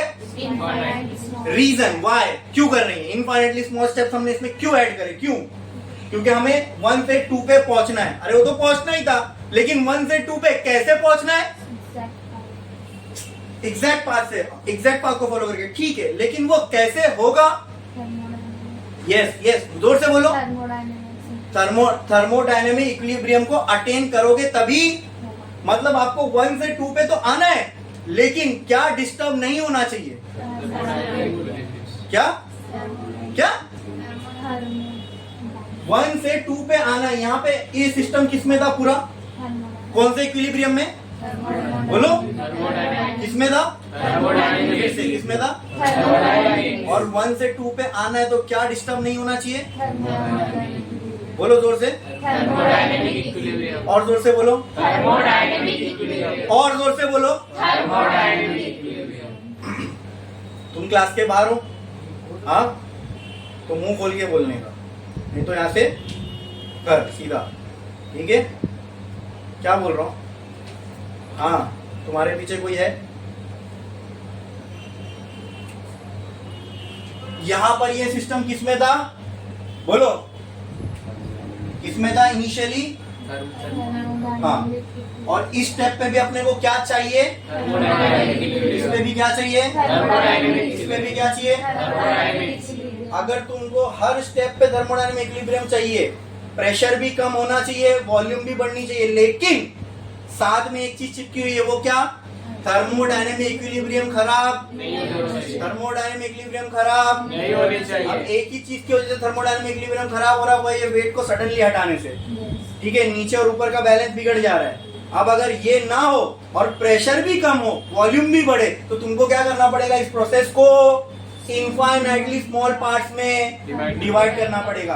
बस मैं यही पूछना चाह रहा हूँ, ये हम क्यों कर रहे हैं, इसका रीजन क्या है, कि हमारा क्या ना डिस्टर्ब हो, बस, ठीक है। अब तुम इतनी सी एक प्लेट हटाओगे तो क्या तुमको पता चलने वाला है उसमें कि कितना ऊपर गया और क्या उसमें प्रेशर, समझ में आया? ठीक है, मतलब हमारा ये इनफाइनाइटली स्मॉल इस प्रोसेस को करने से क्या हो गया, क्या हो गया, थर्मोडायनेमिक इक्विलिब्रियम डिस्टर्ब। मतलब मान लो ये यहाँ पे था, जैसे मैंने एक प्लेट हटाया, वो 1 करोड़वा वो इतना हिस्सा वाला, वो एक प्लेट आया तो मान लो इधर पहुंचा, हाँ, फिर इधर पहुंचा, मतलब तुम आंखों से देख भी नहीं सकते कि इसका कितना प्रेशर कम हो और कितनी वॉल्यूम, लेकिन एक वक्त टाइम में कभी एक वो वक्त आएगा जब इसके ऊपर की हर प्लेट खत्म हो चुकी होगी। क्या आप इस बात से एग्री करते हो? यस। कभी तो भी वो वक्त आएगा ना टाइम में, 10 करोड़ खरब साल बाद, कि जब इसके ऊपर की लगी हुई सारी प्लेट हट चुकी है, तो उस टाइम पे इसका प्रेशर वॉल्यूम क्या होगा, 1 पे होगा, 2 पे होगा, क्या होगा? अरे वाह, हम 1 से 2 पे आ गए। लेकिन इसमें एक चीज बहुत सही हुई, वो क्या, 1 से 2 पे आते हुए एक भी जगह पर हमारा क्या नहीं बिगड़ा, बस यही समझना था हमको, क्या डिस्टर्ब नहीं हुआ, थर्मोडायनेमिक इक्विलिब्रियम को डिस्टर्ब ना करते हुए हम लोग कहाँ पहुंच गए, 2 पे। अब जाहिर सी बात है आपको भी ये चीज समझ में आ रहा होगा, अगर हम इस तरीके से इस प्रोसेस को करें तो it will take so much time, मतलब हमारे लिए इनफाइनाइट अमाउंट ऑफ टाइम जैसा है। बराबर बराबर, ठीक है ठीक है, 2 तक पहुंच गए। अब सुनो, पूरे वेट हट गए। अब रिवर्सिबल करना है ना, रिवर्सिबल करना है ना प्रोसेस को। अब ध्यान से सुनना, प्रोसेस को क्या करना है, रिवर्सिबल। तो रिवर्सिबल प्रोसेस होने के लिए एक ही शर्त है, वो क्या, कि एग्जैक्ट सेम पाथ वही फॉलो करे जो पाथ को ये लेके, मतलब रिटर्न जाते टाइम भी ये वही प्रेशर और वॉल्यूम से जाना चाहिए जिससे ये होते हुए आया था। ये क्लियर है सबको? यस। क्या इसमें किसी को कोई डाउट है? नहीं। फिर से ये तभी हो सकता है जब हम लोग इसको बहुत स्लोली करें। अब जो 1 करोड़ लाख हजार प्लेट मैंने निकाला था ना, और कभी को भी टाइम में जाके वो खत्म हुई होगी, अब उसको वापस लगाओ, अब उसको वापस लगाओ। तो इनफाइनाइट अमाउंट ऑफ टाइम के बाद एक टाइम आएगा जब वो सारी प्लेट इसके ऊपर वापस लग चुकी होंगी, और ये वापस कहां पहुंच चुका होगा, लेकिन वो होते वक्त इसने यहाँ पर थर्मोडायनेमिक इक्विलिब्रियम अटेन किया था। जब ये वापस जाएगा, क्या ये वही थर्मोडायनेमिक इक्विलिब्रियम अटेन करते हुए जाएगा? ऐसा क्यों हुआ? क्योंकि हमने बहुत स्लो कर दिया इस प्रोसेस को। कोई इक्विलिब्रियम बिगड़ा ही नहीं, डिस्टर्ब ही नहीं हुआ, लेकिन ये करने की चक्कर में भाई ये प्रोसेस को टाइम कितना लग गया, मिलियंस लग गए। आई बात समझ में? हाँ, लेकिन ये प्रोसेस रिवर्सिबल अचीव हो गया। हाँ, क्या ये प्रैक्टिकल है? क्या मैं इसको जिंदगी डे टू डे लाइफ में यूज कर सकता हूँ ऐसे प्रोसेस को? नहीं कर सकते ना। इसीलिए गाड़ी है ना, गाड़ी जो इंजन होता है गाड़ी का, उसके अंदर भी पिस्टन सिलेंडर होता है। अरे जो ऐसे अप डाउन होता रहता है, अंदर पेट्रोल डीजल बर्न होता है। अब उसमें भी गैस एक्सपांड और कंप्रेस हो रही है, मतलब ये पिस्टन आगे और पीछे जा रहा है। ये प्रोसेस में भी ये पिस्टन आगे पीछे जा रहा है। तो इमेजिन करो, ऐसे इसी एग्जांपल दे रहा हूं, इमेजिन करो अगर मैं गाड़ी के इंजन को इस प्रोसेस पे ऑपरेट करूं, किस पे, क्वासी स्टैटिक प्रोसेस, किस पे, क्वासी स्टैटिक प्रोसेस पे, और वो रिवर्सिबल भी हो। रिवर्सिबल का मतलब ये नीचे जाएगा ऊपर जाएगा ना, तो वो नीचे भी जा रहा है ऊपर भी जा रहा है, लेकिन कौन सा प्रोसेस, रिवर्सिबल। अगर किसी प्रोसेस को रिवर्सिबल बनाना है तो उसको किस पे ऑपरेट करना पड़ेगा, और जब हम किसी प्रोसेस को क्वासी स्टैटिक पे ऑपरेट करेंगे तो वो प्रोसेस क्या हो जाएगा, बहुत टाइम ले लेगा। तो इससे एक फायदा होगा, वो क्या मालूम है, अगर आप अपनी गाड़ी के इंजन को रिवर्सिबल प्रोसेस पे ऑपरेट करोगे, तुम्हारी गाड़ी तुमको 1 लीटर में हो सकता है 10,000 किलोमीटर का एवरेज है। कितने का? 10,000। अभी तो 25 का नहीं देती कोई भी 4 व्हीलर, ठीक है। हाँ, लेकिन आप इस प्रोसेस पे ऑपरेट करोगे तो मैं क्या बोल रहा हूँ, एक ऐसी एजम्पटिव नंबर लिया, लेकिन इतना है कि बहुत ज्यादा उसकी एफिशिएंसी बढ़ जाएगी। 1 लीटर में आपको इतने किलोमीटर का देगी, लेकिन इतना समझ लो उस गाड़ी को 1 मीटर हिलने के लिए ना, मतलब आप 1 लीटर पेट्रोल में, मेरे एग्जाम्पल समझो, 1 लीटर, जब पूना का डिस्टेंस पकड़ लो, चलो यहाँ से 200-250 किलोमीटर उतना ही लो, आप 1 लीटर पेट्रोल में पूना जाके रिटर्न आ जाओगे। हाँ, बहुत डिस्टेंस होता है ना ये, अभी तो जा ही नहीं सकते, सीधी सी बात है, सबको मालूम है। लेकिन वो जर्नी कवर करने में ना आपको 10,000 साल लग जाएंगे, चलेगा ये? क्यों लगेंगे?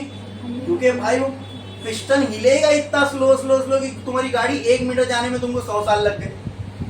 अब पहुंचना 500 किलोमीटर का सफर।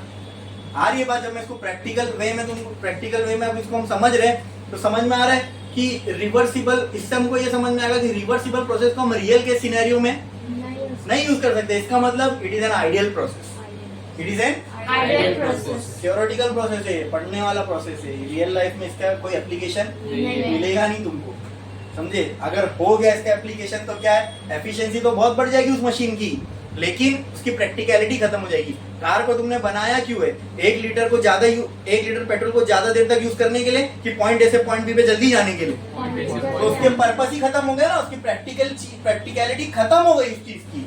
आ रही बात समझ में? मशीन हम बनाते इसीलिए है, कोई चीज एफिशिएंटली हो, जल्दी हो, हाँ है ना। लेकिन इससे वो प्रैक्टिकलिटी क्या हो गई, खत्म हो गई, ठीक है।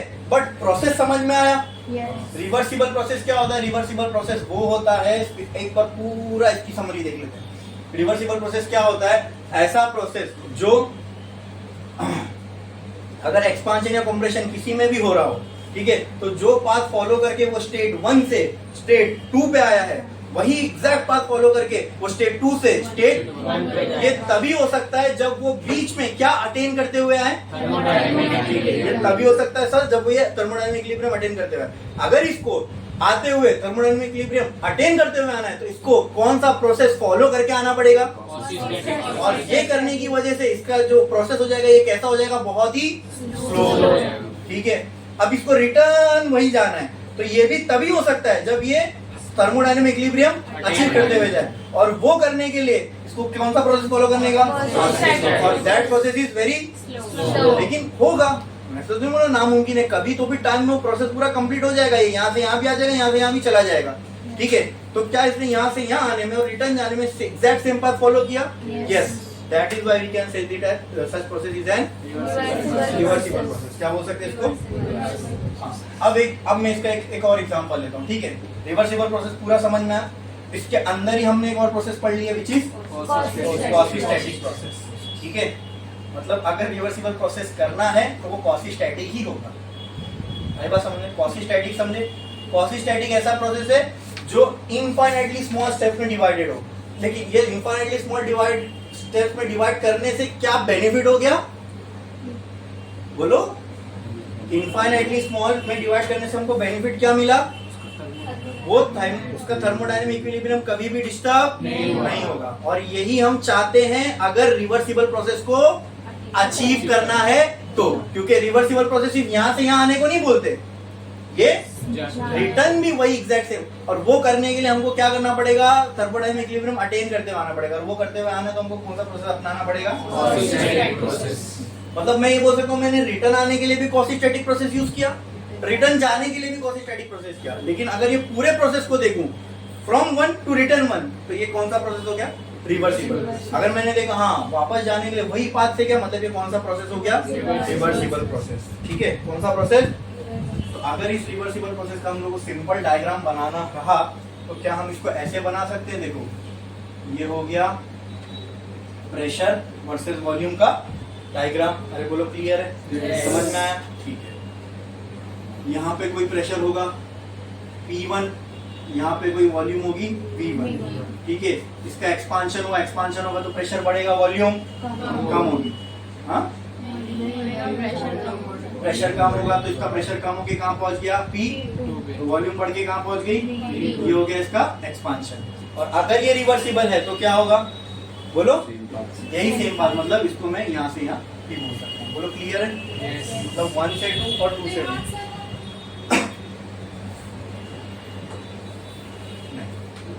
1 से 2 और 2 से 1, इसने एग्जैक्ट सेम पाथ फॉलो किया आने के लिए जाने के लिए, तो क्या ये रिवर्सिबल है? देखो बनाने में कोई हार्ड डायग्राम है क्या ये, लेकिन समझने के लिए बहुत बड़ा कॉन्सेप्ट है, ठीक है। इसलिए मैंने कहा ये चीज पे कोई ध्यान नहीं देता, और 99% बच्चों को इसके पीछे की हकीकत ही नहीं मालूम होती कि रिवर्सिबल ये बना कैसे, ठीक है। इसको हम रिवर्सिबल प्रोसेस बोल क्यों रहे। तो इरिवर्सिबल में क्या होगा, सिंपल बोलो, ये अगर रिवर्सिबल का डायग्राम है तो इरिवर्सिबल में क्या होगा, ध्यान दो, ये इरिवर्सिबल का प्रेशर वर्सेस वॉल्यूम का डायग्राम। इरिवर्सिबल में भी एक जगह थी जहाँ पे एक्सपांशन हो रहा है, मतलब पहले प्रेशर क्या रही होगा P1, बाद में प्रेशर क्या रहा होगा P2, एक्सपांड, इसको मैं मतलब 1 2 एक्सपांशन में, मतलब ये एरो यहाँ बना सकता हूँ मैं। इनिशियली कोई वॉल्यूम रही होगी विच इज, फाइनली कोई वॉल्यूम रही होगी विच इज, लेकिन इसके ऊपर कोई बॉन्डेज नहीं है, मतलब इसको रिटर्न इधर आना है, जो प्रेशर P1 था और वॉल्यूम V1 थी, ठीक है, लेकिन इसको जरूरी नहीं कि ये यही पाथ से आए, हो सकता है इसने ये पाथ लेके यहाँ पहुंच गया। अब पाथ सेम है रिटर्न जाने का, कैसे नहीं, लेकिन क्या ये वापस यहाँ पहुंचा, तो ये रिवर्सिबल है, सेंस में रिवर्सिबल है, लेकिन क्या मैं इसको रिवर्सिबल बोल सकता हूँ, वाई एग्जैक्टली, बस यही सोल रीजन है, ये same path follow, that is why this is a PV diagram of irreversible. और एक चीज हमने उसमें ऐड की थी कि सिस्टम को डिस्टर्ब नहीं, कोई चीज सिस्टम को डिस्टर्ब तभी नहीं करेगी जब उसका थर्मोडायनामिक इक्विलिब्रियम ना बिगड़े, मैंने आपको एक स्टेटमेंट बोला, अभी उसका ध्यान से सुनो। क्या कहा मैंने? डेफिनेशन में हमने एक चीज और लिखी थी। क्या? एक तो ये वो एग्जैक्ट सेम पाथ फॉलो करना चाहिए। दूसरी चीज हमने क्या लिखी? ये सराउंडिंग को डिस्टर्ब नहीं करना। कोई चीज अपने सराउंडिंग को इफेक्ट तभी नहीं करेगी जब वो उसका थर्मोडायनामिक इक्विलिब्रियम बिगड़ा ही नहीं।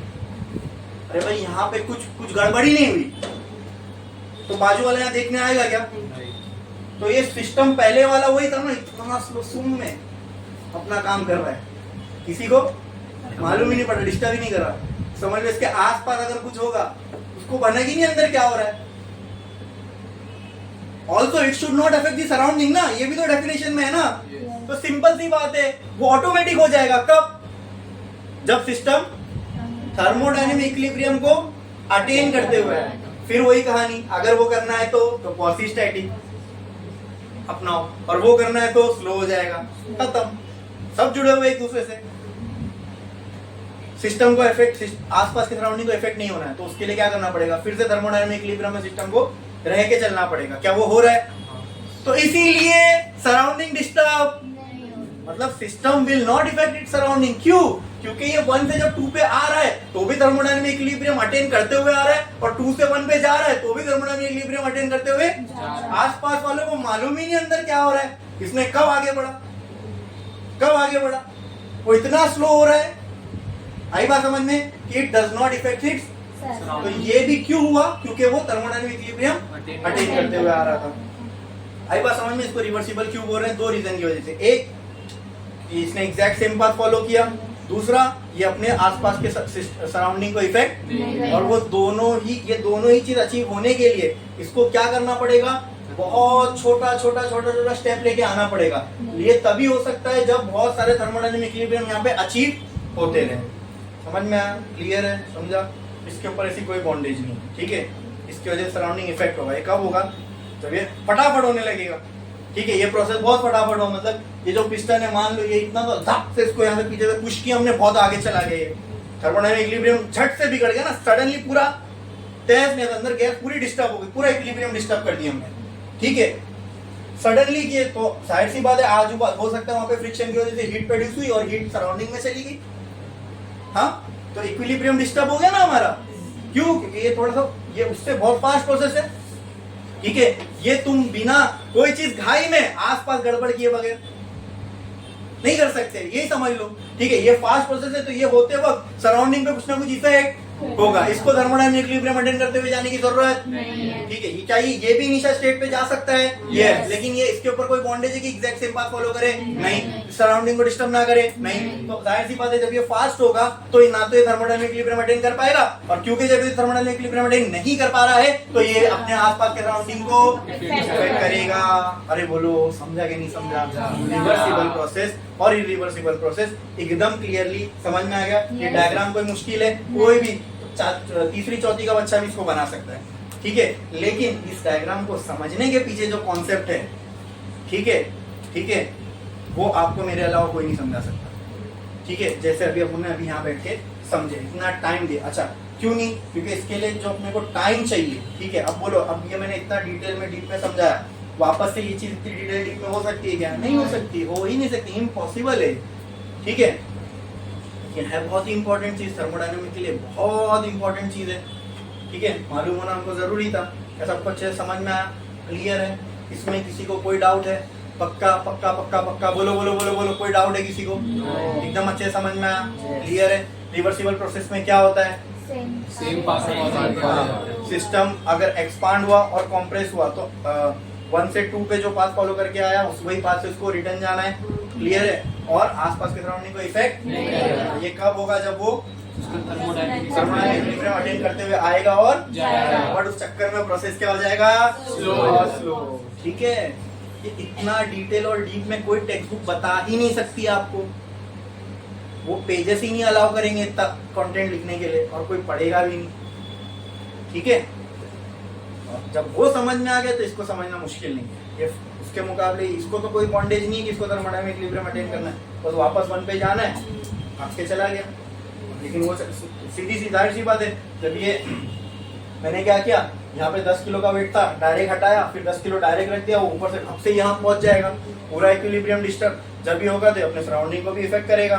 ठीक है, तो इसने एग्जैक्ट सेम पाथ फॉलो किया वापस वहां जाने के लिए? नहीं, it's not a reversible process. खत्म, क्लियर है। और इसी बीच में हमने अंदर अंदर ही क्या पढ़ लिए? क्वासी-स्टैटिक प्रोसेस भी पढ़ ली। Quasi means infinitely small. अब वो इतना स्मॉल है तो उसकी वजह से बहुत स्लो होगा, हमको लगेगा वो रुका हुआ है। That's why this process is called as quasi-static process. Clear है, समझ में आया? तो नीचे एक लाइन खींचो, रिवर्सिबल प्रोसेस का PV diagram of reversible process, फिर इस साइड पे लिखना PV diagram of irreversible process, दोनों को बना लो। खत्म, जल्दी।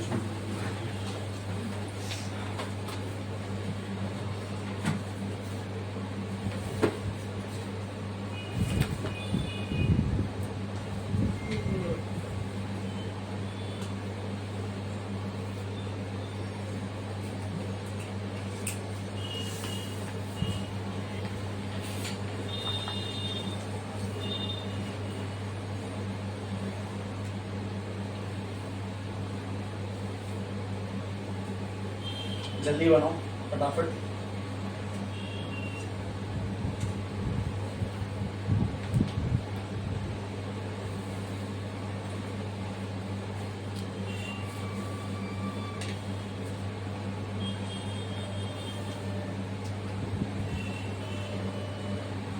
इस एरो पे आप ऐसा एक एरो बना के लिख सकते हो, ये क्या है? एक्सपांसियन। और ये क्या होगा? कंप्रेशन। ठीक है, ऐसा एरो भी बना लो। और यहाँ पर इसको एरो बना दो और लिख दो एक्सपांशन, और इसको एरो बना दो और लिख दो कंप्रेशन। ठीक है, करो करो जल्दी, तो और डिटेल में आपको अच्छे से समझेगी ये चीज। करो जल्दी जल्दी जल्दी जल्दी, फटाफट फटाफट फटाफट।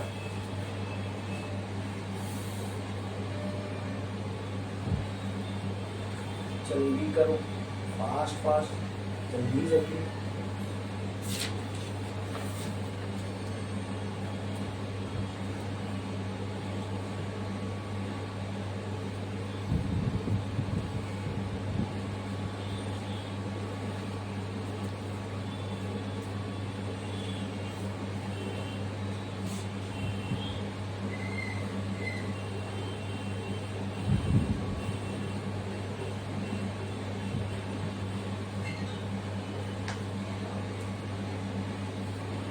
हो गया? हो गया लिख के? कितने लोगों का बाकी है? जल्दी लिखो जल्दी लिखो, मेजॉरिटी जनता का हो जाएगा, मैं मिटा दूंगा। फटाफट जल्दी, लिखने की स्पीड अपनी फास्ट करो। यहाँ सोच समझ के नहीं लिखना, यहाँ सिर्फ छापना है। सोच समझ के घर पे करो, बुक बंद करो, सोचो, फिर समझो, फिर लिखो। देखते तब आता है कि बिना देखे। ठीक है, वहां टाइम दो अपना। ठीक है, यहाँ अपने को समझना है। ठीक है, अच्छा अब बताओ मुझे, यहाँ तक मैंने जो भी कुछ बताया, इसमें किसी को कुछ भी डाउट है? यहाँ तक सबको अच्छे से सब चीज समझ में आई जो भी मैंने शुरू से अब तक बताया? हाँ, यस, पक्का? यस, पक्का? यस। बढ़े आगे? ठीक है, तो एक काम करते हैं ना, क्वासी-स्टैटिक प्रोसेस हमने जल्दी में देखे थे, तो इसको डाल के थोड़ा सा लिख भी लेते हैं, ताकि जब आप सेल्फ स्टडी करने बैठो फिर वो प्रॉब्लम ना। सर गामा का मैंने लिखा नहीं था, अब ये भी लिख लो, फिर उसके लिए आपको वीडियो जाके देखनी पड़ेगी। तो इससे बेहतर है कि आप जाके यही लिख लो यहीं पे, बुक में नहीं है आपके, पूरे बुक ढूंढ लोगे, क्वासी-स्टैटिक प्रोसेस मिलेगा नहीं इसमें। हाँ, इसलिए लिख लो, एक लाइन छोड़ो, स्टार डालो। मैं आपको बताता हूँ, मैं महेश ट्यूटोरियल्स में पढ़ाता हूँ। ठीक है, तो वहाँ पे मेरा जब डेमो हुआ था फैकल्टी का, तो मेरे से जो क्वेश्चन पूछे थे वो यही था। मुझे कहा था कि मुझे क्वासी-स्टैटिक प्रोसेस, जबकि बुक में नहीं, तो इट वाज एक्सपेक्टेड कि मेरे से पूछा भी नहीं जाएगा। हाँ, लेकिन एग्जैक्टली ये चीज मेरे से पूछी गई थी कि सर आप क्वासी-स्टैटिक प्रोसेस एक्सप्लेन करके बताएं, मैंने कर दिया। वहां मैं नीट और जेई के बच्चों को पढ़ा। ठीक है, तो ये भी जो मैं आपको बता रहा हूँ ना, ये सब एंट्रेंस पॉइंट ऑफ व्यू से ही है, इसलिए इतना डीप में आप देख पा रहे हो।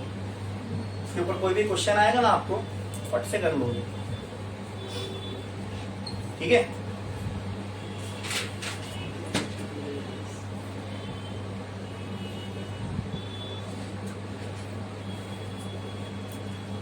क्लियर? यस, समझ में आया? हो गया? अब लिखो क्वासी-स्टैटिक प्रोसेस, लिखे लिखो। हाँ देखो, इन्होंने बहुत अच्छा कि अपने समझने के लिए लिखा quasi means infinitely small, static means rest, मतलब ये ऐसा प्रोसेस जो इनफाइनाइटली स्मॉल है तो रेस्ट जैसा लगता है। देखो देखो it is a process in which a system moves from, it is a process, जो हमने समझा वही इंग्लिश में लिख रहे हैं बस, ठीक है। It is a process in which a system moves from initial state to final state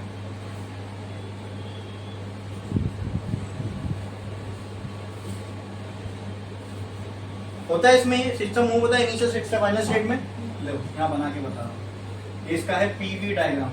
system moves from, let's say this is initial state, this is final state, let this be P1, let this be P2, let this be P2. system move from initial state to final state. Yes. attaining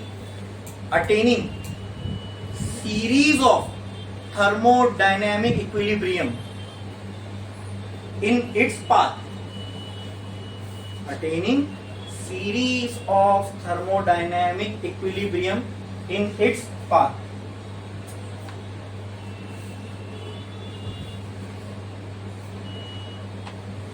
बस यही है quasi-static process, ठीक है। तो मतलब ये यहाँ से निकला, थोड़ा नीचे आया, यहाँ पर भी इसने क्या क्या अटेन किया होगा, फिर यहाँ पर भी, फिर यहाँ पर भी, यहाँ पर भी, यहाँ पर भी, यहाँ पर भी, तो ये सारे ये जो ये सारे ये सब क्या है, थर्मोडायनेमिक इक्विलिब्रियम, ठीक है। हाँ अब आपको समझ में आया, इसके लिए मैंने ये इतने गैप में रखा, लेकिन एक्चुअली जब अगर ये होगा तो ये डॉट के बाद हो सकता है यहाँ पर ही अगला थर्मोडायनेमिक इक्विलिब्रियम आ जाए। ये हमको तो बुक में बनाना है ना, समझ में आया कि यहाँ पर यहाँ मतलब ये अटेन करते हुए आएगा, इसलिए हमने इतना गैप दिया है, वरना रियलिटी में आप देख भी नहीं पाओगे कि कितने सारे यहाँ से यहाँ तक में कितने थर्मोडायनेमिक इक्विलिब्रियम होंगे, बताओ, सोच के देखो कितने होंगे, बहुत, मतलब कितने। तो अगर मैं एक वर्ड दे दूं तो yes exactly, there will be infinite number of thermodynamic equilibrium here from 1 to 2। आई बात समझ में? And that is why this kind of process is a very slow process. समझा? क्लियर है? हाँ, अब उतनी डिटेल में मैं इसकी थियरी आपको नहीं दे रहा हूँ, ठीक है, लेकिन समझ में आना चाहिए। समझ में आ गया ना? ठीक है, ये हो गया क्वासी-स्टैटिक प्रोसेस। हमने क्या क्या देखा? रिवर्सिबल प्रोसेस देखा, इरिवर्सिबल प्रोसेस देखा, क्वासी-स्टैटिक प्रोसेस देखा। मैं बोला था ना प्रोसेस पढ़ने वाले। हाँ हाँ हाँ, ठीक है। अब एक लाइन छोड़ो, स्टार डालो, लिखो साइक्लिक प्रोसेस। एक लाइन छोड़ो, स्टार डालो, लिखो cyclic process. Cyclic process, cyclic process. Cyclic process क्या होता है? देखो, कोई भी साइक्लिक प्रोसेस हो, मैं यहाँ थर्मोडायनेमिक की बात नहीं कर रहा हूँ, कोई भी साइक्लिक प्रोसेस हो, इसमें सिंपल सी एक चीज समझ लेना, initial state and final state will be same, तभी एक साइकिल कंप्लीट होगा। ठीक है? हाँ, initial state will be same as Final state. then only I can say this kind of process is a cyclic process. जैसे example, cyclic process का PV diagram कैसे बनेगा? ठीक है, ये पी प्रेशर वॉल्यूम, ठीक है, एक एक्सपांशन प्रोसेस हो गया फ्रॉम 1 to 2, ठीक है, क्लियर है? अब मान लो ये इसका क्या हो गया, P1, ये इसका क्या हो गया, क्वासी-स्टैटिक के लिए वो डायग्राम बनाए ना, वेरी गुड। ये इसका क्या हो गया, P1, ये इसका क्या हो गया, तो एक्सपांशन है, तो ये एरो इधर आएगा, एरो इधर का मतलब क्या है, ये बता रहे हैं कि प्रेशर कम हो रहा है और वॉल्यूम बढ़ रही है। इसको वापस, व्हाट इज साइक्लिक प्रोसेस? मैंने कहा व्हेन द इनिशियल स्टेट, कोई भी थर्मोडायनेमिक नहीं बोल रहा, साइक्लिक प्रोसेस कहीं पे भी हो ना, इसका मतलब ही ये होता है कि इनिशियल स्टेट और फाइनल स्टेट प्रोसेस का क्या होगा, सेम होगा। क्या होगा? सेम होगा। मतलब ये जिस प्रेशर वॉल्यूम से शुरू किया था वहीं पे अगर इसको वापस आना है तो हाँ, लेकिन यहाँ भी पाथ का सेम होना, क्योंकि अगर पाथ सेम हो गया तो फिर वो कौन सा प्रोसेस हो जाएगा, and that those process are not possible in reality. ठीक है, ठीक है, आप कितना भी कुछ भी कर लो, लॉसेस होते हैं, उसकी वजह से कोई equilibrium attain all the time नहीं रह सकता। आई बात समझ में? अच्छा, ये वापस यहाँ से यहाँ चला गया, अब क्या हुआ, ये कॉम्प्रेशन हो गया, 2 से 1 में चला गया, अब प्रोसेस कंप्लीट हुआ। अब प्रोसेस Complete. कंप्लीट हुआ। आई बात समझ में? तो इसको आप पर्पस से समझ सकते हो। आप बोलोगे सर फिर ये भी साइक्लिक है, Yes. तो यहाँ पे अपना ये पर्पस नहीं था कि मुझे एंड इस पे यहाँ करना है। मैंने यहाँ से यहाँ शुरू किया, ठीक है, और तो बोला चलो इसको कंप्रेस करके देखते हैं वापस ये वही प्रेशर वॉल्यूम पे जाता है कि नहीं। किया मैंने कंप्रेस, बहुत फास्ट नहीं किया, बस मैं चेक कर रहा था। यहाँ मेरा एक्चुअल पर्पस है कि जिस प्रेशर और वॉल्यूम से ये स्टार्ट किया था उसी प्रेशर वॉल्यूम पे ये आए, फिर अगला प्रोसेस वापस से इधर से ही स्टार्ट हो। ठीक है, जब कंटिन्यूस साइकिल मुझे किसी चीज की बनानी है, ये गाड़ियों के इंजन में होता है, डीजल इंजन हो, पेट्रोल इंजन हो, सीएनजी इंजन हो, ठीक है, कंप्रेसर है एसी में लगा हुआ, उसमें भी पिस्टन होता है, ठीक है। तो इन सब चीजों में मुझे क्या चाहिए, बार बार वो साइकिल रिपीट होती रहनी चाहिए, ठीक है। तो मतलब एक साइकिल कंप्लीट हुई तो अगली साइकिल फिर से वही प्रेशर और टेम्परेचर से शुरू होना चाहिए। आ रही बात समझ में? Yes. हाँ, आई बात समझ में? Yes. ठीक है, तो इसीलिए हम ऐसे, यहाँ अपना पर्पस है कि जहां से प्रोसेस शुरू हुआ वहीं वापस आके खत्म भी उधर ही हो, तब जाके हम लोग ऐसे प्रोसेस को क्या बोलेंगे, साइक्लिक। अब इससे होता क्या है समझो। अगर यहाँ पे इंटरनल, इससे एक चीज पे फर्क पड़ेगा, वो है इंटरनल एनर्जी। इंटरनल एनर्जी का फॉर्मूला याद है? हाँ बोलो, क्या था इंटरनल एनर्जी का फॉर्मूला? डेरिवेशन तो कुछ नहीं था, डायरेक्ट मैंने बोला था इसका फॉर्मूला है वो याद करना है। हाँ बोलो बोलो बोलो, बोलो। क्या था इंटरनल एनर्जी का formula?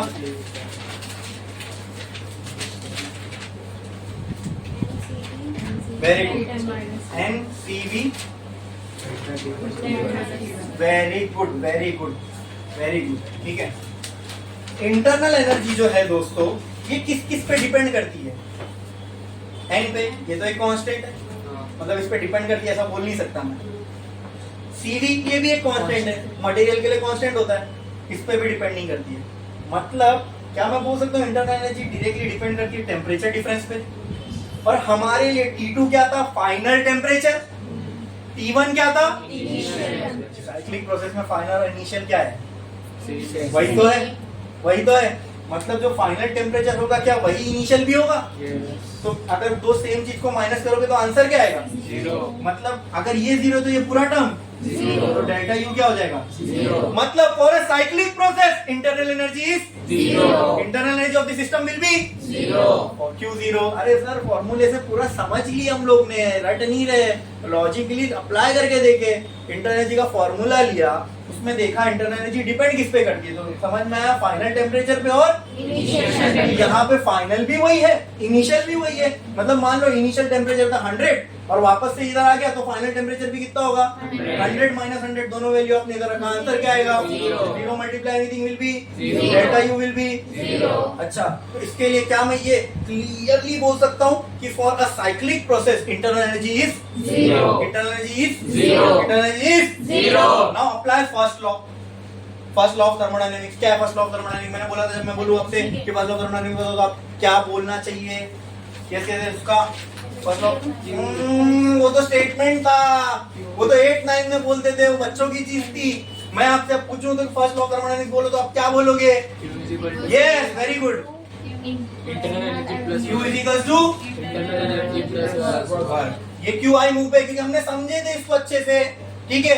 Now see first law and tell me if this term is zero then Q will be equal to, तो for a cyclic process heat transfer will be equal to work done. अरे simple है ना। हाँ, इसको हमने कोई थोड़ा बहुत रॉकेट साइंस थोड़ी लगा, इक्वेशन थी हमारे पास। इक्वेशन में जब हमको मालूम है ये जीरो होने वाला है तो Q will be equal to हो जाएगा। समझ में आया? तो साइक्लिक प्रोसेस के लिए ये दोनों चीजें वैलिड है, समझे? ठीक है, समझा कि नहीं समझा? बोलो बोलो बोलो, समझा नहीं समझा? बोलो। समझा। एक नाम जोड़ो, स्टार डालो, लिखो साइक्लिक प्रोसेस, ठीक है। पहले उसका क्या लिखेंगे?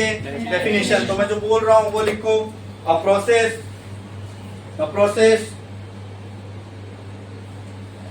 इन विच, ऐसा लिखो, the process which repeats itself, ऐसा पहले ऐसा कंटिन्यू करते हैं, फिर आगे इन विच वगैरह बाद में। The process which repeats itself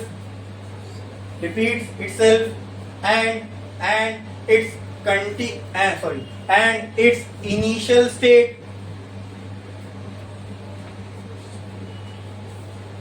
is equal to its final state.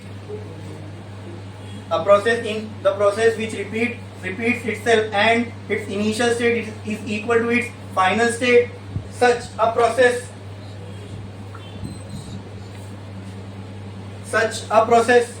is called as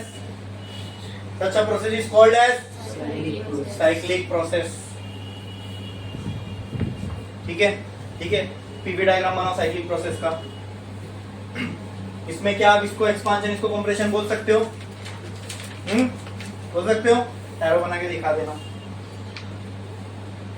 करो जल्दी जल्दी जल्दी, फास्ट फास्ट.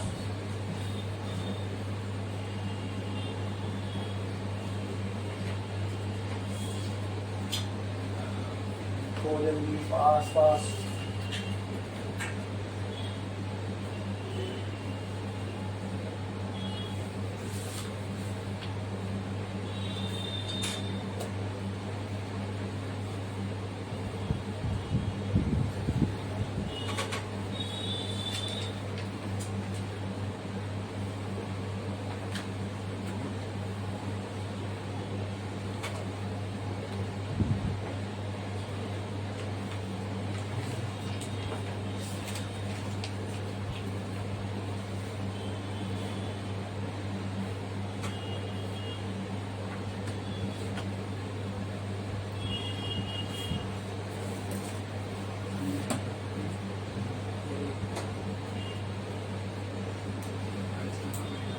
हो गया?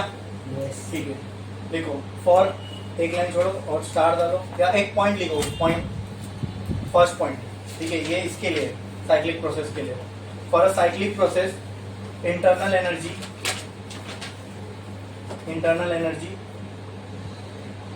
Is zero. Internal energy is zero.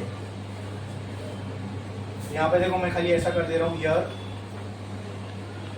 T2 will be equal to T1, therefore internal energy will be 0. अब Q होती है उसके नीचे आप ये लिख दो तो समझ में आ जाएगा. यहाँ लिखियो ना, for a cyclic process internal energy is 0. क्यों होती है उसका रीजन जब आप सेल्फ स्टडी करने बैठोगे तो आपको उसका रीजन नीचे मिल जाएगा उसके. ये इंटरनल एनर्जी का फॉर्मूला है.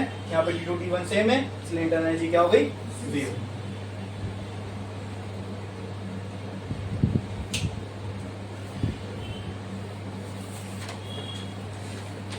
Next point, for a cyclic process क्या आप बोल सकते हो? Heat energy will be equal to work energy, या फिर heat transfer will be equal to work done. देखो, फॉर अ साइक्लिक प्रोसेस, अब उतना वर्ड्स में लिखने की जरूरत नहीं है, डायरेक्ट लिखो. For a cyclic process Q is equals to W. खत्म. For a cyclic process Q is equals to W. लिखा आपने? उसका रीजन आपको चाहिए तो नीचे लिख लो. फ्रॉम फर्स्ट लॉ, देखो फ्रॉम फर्स्ट लॉ, फिर ये मैथमेटिकल रिलेशन लिखो, उसके नीचे उसका रीजन लिखो. फ्रॉम फर्स्ट लॉ ये मैथमेटिकल रिलेशन लिखो, उसमें ये बता देना 0 है क्योंकि ऑलरेडी हमने वो एस्टेब्लिश कर चुके हैं कि डेल्टा यू क्यू 0 है. तो बचेगा क्या? Q is equals to W. और ये जो मैं आपको नोट दे रहा हूँ ये भी आपको कहीं और मिलेगी क्या? नहीं मिलेगी. ठीक है, तो ये आपको लेक्चर में बनती जा रही है. ठीक है, और बहुत सिस्टमेटिक वे में बन रही है. और मैं सिर्फ ये नोट इस पॉइंट ऑफ व्यू से देता हूँ ना कि जो स्टूडेंट्स को खुद सेल्फ स्टडी करते वक्त समझ में. मैं यहाँ बता रहा हूँ तो 100% वो चीज समझ में आ ही जाएगी. ठीक है, नहीं आएगी तो मैं यहाँ सामने हूँ, आप पूछ सकते हो. लेकिन प्रॉब्लम कब होती है ना, जब आप घर पे पढ़ने बैठो, एक तो बहुत मुश्किल से अपने आप को बिठाए, फिर उसमें भी कोई चीज ना समझ में आए ना तो पूरी मोटिवेशन खत्म हो जाती पढ़ने की.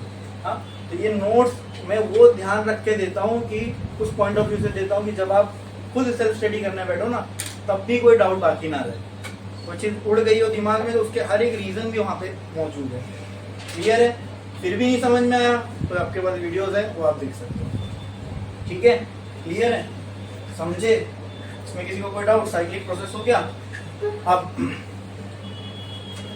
इतना ही था साइक्लिक प्रोसेस में. साइक्लिक प्रोसेस आया तो दो चीज आपको यहाँ ध्यान रखनी है. क्या साइक्लिक प्रोसेस में क्या 0 होगा? इंटरनल. और ये 0 है तो ये क्या इंप्लाई करेगा? Q is equals to. ठीक है, नेक्स्ट एक और प्रोसेस है. स्टार डालो और लिखो फ्री एक्सपांशन. लिखो फ्री एक्सपांशन. Free expansion. अब इसको मैं डिफाइन करता हूँ क्योंकि इसका पीवी बनता ही नहीं. इसका पीवी डायग्राम बन ही नहीं सकता. इसका रीजन आपको इसके डेफिनेशन से समझ में आएगा. ठीक है, ऐसा नहीं लग रहा हम लोग फिजिक्स को एकदम डिस्कस कर रहे हैं, क्या प्रैक्टिकलिटी से समझ रहे हैं। ऐसा तो नहीं हो रहा ना कि मैं टेक्स्ट बुक रीड कर रहा हूँ और आपको उसको वर्ड टू वर्ड समझा रहा हूँ, मेरे पास तो है भी नहीं ना, मेरे बैग में मिलेगी तुमको टेक्स्ट बुक, ठीक है। नोट्स भी नहीं लाया मैंने, वो भी बैग में है, ये मेरी अपनी नोट्स है। देखो अगर इसमें आप देखोगे ना तो प्रॉपरली मैंने जो भी चीज मैं आपको यहाँ पे पढ़ा रहा हूँ,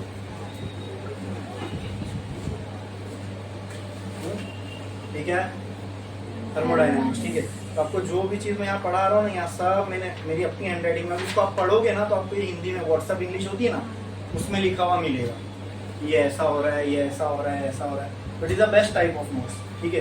अब ये जो है ये मेरी मेहनत है, ये मैंने 10 सोर्स से 10 जगह से पढ़ के ये नॉलेज जमा की और मैं इसको आपके सामने इसके इजीएस्ट फॉर्म में रख रहा हूँ।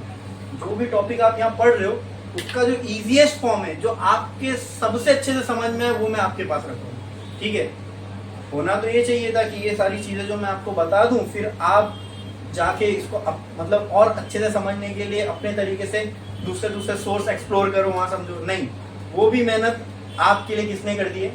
मैंने, ठीक है। वो जितना 10 बुक्स पढ़ी, कुछ वीडियोस देखे, फिर और कोई रेफरेंस देखा, ठीक है, उसके बाद जो इजीएस्ट वे है किसी चीज को समझने का, वो मैंने आपके सामने रखा है, ठीक है। तो मैं आपसे रिटर्न में क्या एक्सपेक्ट करता हूँ मालूम है? इट शुड बी रेस्पेक्टेड, ठीक है। And how will you do that? Lecture में प्रॉपरली अटेंशन के साथ बैठो, है ना। इसलिए मैं बोलता हूँ ना, आपका काम बस ये, यहाँ आए हो तो मुझे सुनना है आपको, उसी में आपकी वो रिस्पेक्ट दिखेगी। और जो ये चीज़ नहीं करेगा, मतलब अननेसेसरी कोई कमेंट करा किसी भी चाहे, होगा तो नहीं ऐसा, लेकिन मैं बोल रहा हूँ कोई फ़ोन यूज़ कर रहा है या और भी कुछ चीज़ जो नहीं है इस वक्त, अगर मैं बोल रहा हूँ तो आपका काम है सिर्फ मुझे सुनना, इसके अलावा जो भी कुछ आप करो वो डिस्ट्रैक्शन है, मेरे लिए नहीं, आपके लिए, बराबर। और अगर आप वो कर रहे हो means you are not respecting what I am giving to you. तो जो मैं आपको दे रहा हूँ उसको, उसकी आपको कदर नहीं है। तो जिस चीज़ की आपको कदर नहीं है, तो मुझे उस इंसान की इस रूम में फिर कोई जगह नहीं, और मुझे भी उसकी कोई ज़रूरत नहीं है इस क्लास में, ठीक है। एकदम स्ट्रेट फॉरवर्ड तरीके से मैं बोलता हूँ, मुझे कोई फ़र्क नहीं पड़ता एडमिशन ये वो, मेरे को उससे कोई लेना देना नहीं है, ठीक है। मैं एक चीज़ समझता हूँ, अगर मैं अपना काम ईमानदारी से कर रहा हूँ ना, तो मुझे मतलब मेरी रोजी के रास्ते कभी बंद नहीं होंगे, क्योंकि I am answerable too much greater power. Much greater power आप समझ सकते हो क्या है ना, कि यहाँ से जाने के बाद भी कोई एक जिंदगी होगी जहाँ हमको हिसाब किताब देना है, तो बस वो चीज़ का डर है, तो इंसान कोई गलत काम नहीं कर पाएगा, ठीक है। तो मैं एक ही चीज़ समझता हूँ कि अपना काम ईमानदारी से करो, ठीक है। बाकी सब चीज़ें अपने बस में नहीं है, जो बस में नहीं उसकी फिक्र ही क्यों करना। तो फिर अगर मैं वो चीज़ यहाँ पे आपको दे रहा हूँ तो इट शुड बी रेस्पेक्टेड। आई बात समझ में? इसीलिए अगर आप में से कोई अगर मेरे को दिखा कि अननेसेसरी यानी लेट आ रहा है, लेक्चर में ध्यान नहीं है, फालतू की छुट्टी मार रहा है, मतलब ज़रूरत ही नहीं है आपकी, यहाँ पे ये मत समझना कि मतलब कि मैं आपको बोलूँ कि ये चीज़ करो, कोई चीज़ बोल रहा हूँ करके आओ, तो मैं आपको आके अगले दिन चेक करूँगा, वो सब बच्चे जैसा ट्रीट मुझे नहीं करना है आपको, है ना। ये सब तो केजी के बच्चों के साथ था ना, उनको होमवर्क दो, फिर अगले दिन पूछो लिख के लाया गया, फिर नहीं लिख के लाया तो उनको सजा दो, ठीक है। तो मैं समझता हूँ आप लोग मेच्योर हो, क्या हो? हाँ, आप लोग दिमाग से मेच्योर हो चुके, ऐसा मैं समझता हूँ, समझदार हो, ये तो बोल सकता हूँ ना, मैं समझता हूँ आप लोग समझदार हो कि नहीं हो, है ना। तो बिहेव लाइक वन, आपके एक्शंस में दिखना चाहिए। जब मैं आपको कोई चीज करने बोलूँ तो एक समझदार इंसान वो करेगा, ठीक है, क्योंकि सीधी सी बात है, इसमें मेरा कोई फायदा नहीं है, नहीं करके आओगे तो मेरा क्या नुकसान है, बोलो, है कोई? तो ये समझदारी आप में होना चाहिए कि उसमें मेरा ना कोई फायदा है ना कोई नुकसान है। जिस फायदा नुकसान दोनों आप करोगे तो फायदा, नहीं करोगे तो नुकसान है। ये समझने के लिए आप काफी समझदार हो, है ना। इतनी सी बात समझने के लिए तो आप समझदार हो ही ना। हाँ, आई बात समझ में? तो इसीलिए वो एटीट्यूड मेरा है ही नहीं कि मैं आपको बच्चों के जैसे ट्रीट करूं, तो नहीं चाहते हो मैं वैसे ट्रीट करूं, और मैं करूंगा भी नहीं, बस बिहेव लाइक वन, ठीक है। अपनी समझदारी दिखाओ। मुझे पढ़ना भी नहीं चाहिए पीछे। अगर मैं पढ़ रहा हूँ तो इसका मतलब, या कोई भी टीचर आपके पीछे किसी चीज पढ़ाई वढ़ाई के लिए पढ़ रहा है, या आपके माँ बाप भी पढ़ रहे, it means you are not serious. अगर किसी को बोलना पड़ रहा है तो, और अगर इस पॉइंट पे भी आके 12th में आके आप सीरियस नहीं हो तो फिर पता नहीं, फिर या शायद आप फिर जबरदस्ती कर रहे हो ये जो भी पढ़ाई वढ़ाई है। आपका मन नहीं आता, आपका कोई और पैशन होगा या कुछ होगा, या आपने जिंदगी में कुछ सोचा ही नहीं है कि मुझे करना क्या है, तो बस ढकेल दिया किसी ने पढ़ने तो पढ़ रहे हो। ऐसा नहीं होना चाहिए।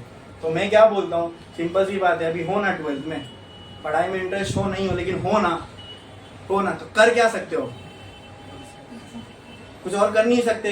अगर हो यहाँ पे तो पढ़ना ही है। और मैं तो समझता हूँ 99% लोग यहाँ पे इसी एटीट्यूड से कि हमको पढ़ना है ना। तो जब कोई और ऑप्शन ही नहीं है तो ये करना है तो अच्छे से करो ना। हाँ, पर अच्छे से ना करने की कोई वजह ही नहीं है तुम्हारे पास। एटलीस्ट फिजिक्स में तो मैं बोल देता हूँ तुमको किसी चीज की प्रॉब्लम हो ही नहीं सकती, होने ही नहीं दूंगा मैं, क्योंकि मैं हूं ना। तो फिर क्या दिक्कत है। तो ऐसी बाकी टीचर्स भी है। बस आपका वो एटीट्यूड होना चाहिए कि मुझे अगर आ गए हो तो पढ़ना है, और पढ़ना ही है तो अच्छे से पढ़ो। क्लियर है। ये कभी वेस्ट नहीं होगी तुम्हारी। अगर तुमको आगे एंट्रेंस देना है तो मैं बोल रहा हूँ, मैं उस लेवल पे आप लोगों को पढ़ा रहा हूँ। या आगे भी और कोई चीज रिलेटेड टू एजुकेशन करोगे तो ये सारी चीजें काम ही आएगी। नॉलेज कभी वेस्ट हो ही नहीं सकती। और मैं बहुत फॉर्चुनेट हूँ, मैं एक ऐसी चीज में हूँ कि उसको मैं जितना बांटूंगा वो बढ़ेगा। नॉलेज एक ऐसी चीज है, अब जितना बांटोगे वो बढ़ेगा। ठीक है। तो ये सब चीज मैं आपके लिए यहाँ लेके आऊंगी, जो भी नोट्स है, ठीक है, जो तरीके से मैं आपको बताता हूँ, या वो इजीएस्ट वे जिससे आप किसी भी चीज को समझ पाओ।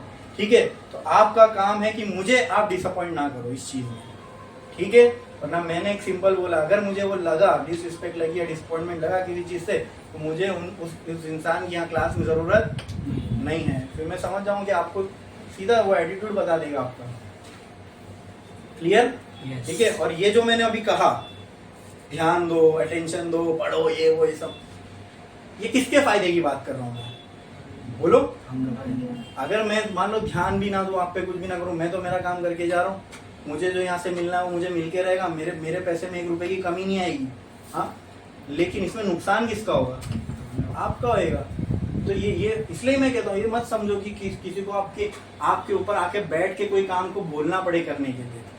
किसी का कोई नुकसान होने नहीं वाला है। मैं मेरा काम करके चले जाऊँ, मेरे को कोई उंगली नहीं उठा सकता, क्योंकि मैं तो मेरा काम था पढ़ाना। ठीक है, सिलेबस कंप्लीट करना, वो तो करना ही है, मुझे करूंगा ही। लेकिन अगर आप लोग यहाँ आके भी अगर जो चीज के लिए यहाँ आ रहे हो, और यहाँ आने के बाद भी अगर वो चीज नहीं कंप्लीटली आप कर पा रहे या मिल रही है, तो आपका यहाँ आके कोई पर्पस है क्या, कुछ मतलब नहीं आके। इससे ज्यादा अच्छे से आप घर पे बैठ सकते थे, है ना, कंफर्टेबल हो गया, कमर फैला के, ठीक है, एकदम पीठ सीधी करके बैठ सकते हैं ना, यहाँ से ज्यादा कंफर्टेबली। तो यहाँ जब आए हो, जिस पर्पस के लिए आए वो फुलफिल होना चाहिए। मतलब यहाँ पर आए हो, कोई चीज समझने के लिए आए हो, तो पूरी समझ के जाओ, यहाँ से लेके जाओ। ठीक है। ये जो भी अभी हमने देखा, ये सबको समझ में आया, क्लियर है। बड़े आगे फ्री एक्सपांशन, ठीक है, इसका डेफिनेशन लिखते हैं। ठीक है, लिखो, free expansion is a very rapid and instantaneous process, is a very rapid and instantaneous process.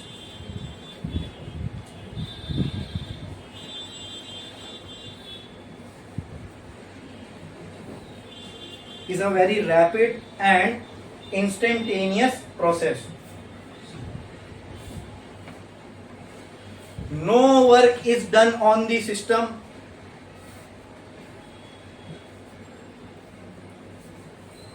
or by the system,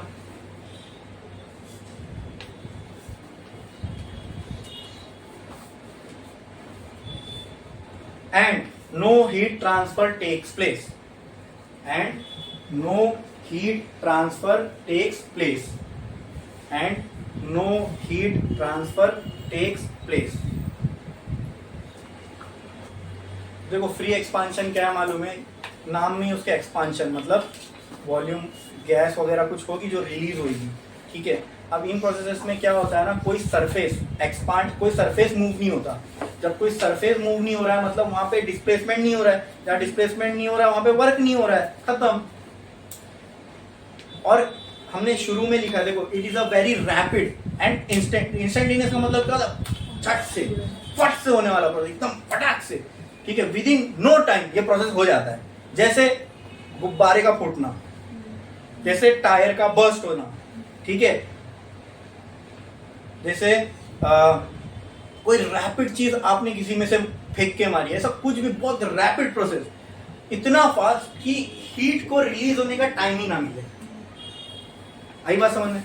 अब ये प्रोसेस क्योंकि इतना फास्ट है इसलिए हीट को रिलीज होने टाइम नहीं मिलता। दैट्स व्हाई इस प्रोसेस में हीट ट्रांसफर भी क्या होगा, जीरो। क्या होगा? Zero.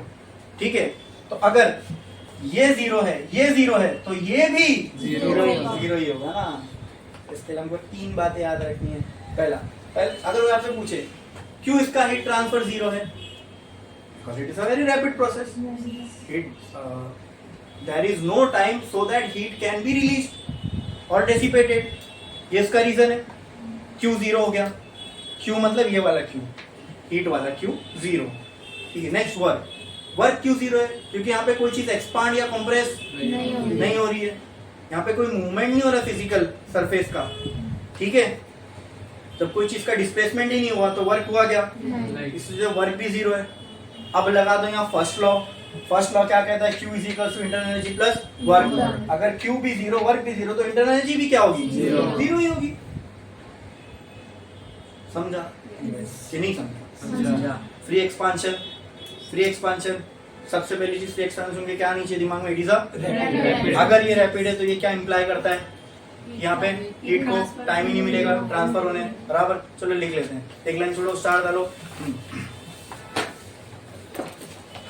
Because it is a very rapid process,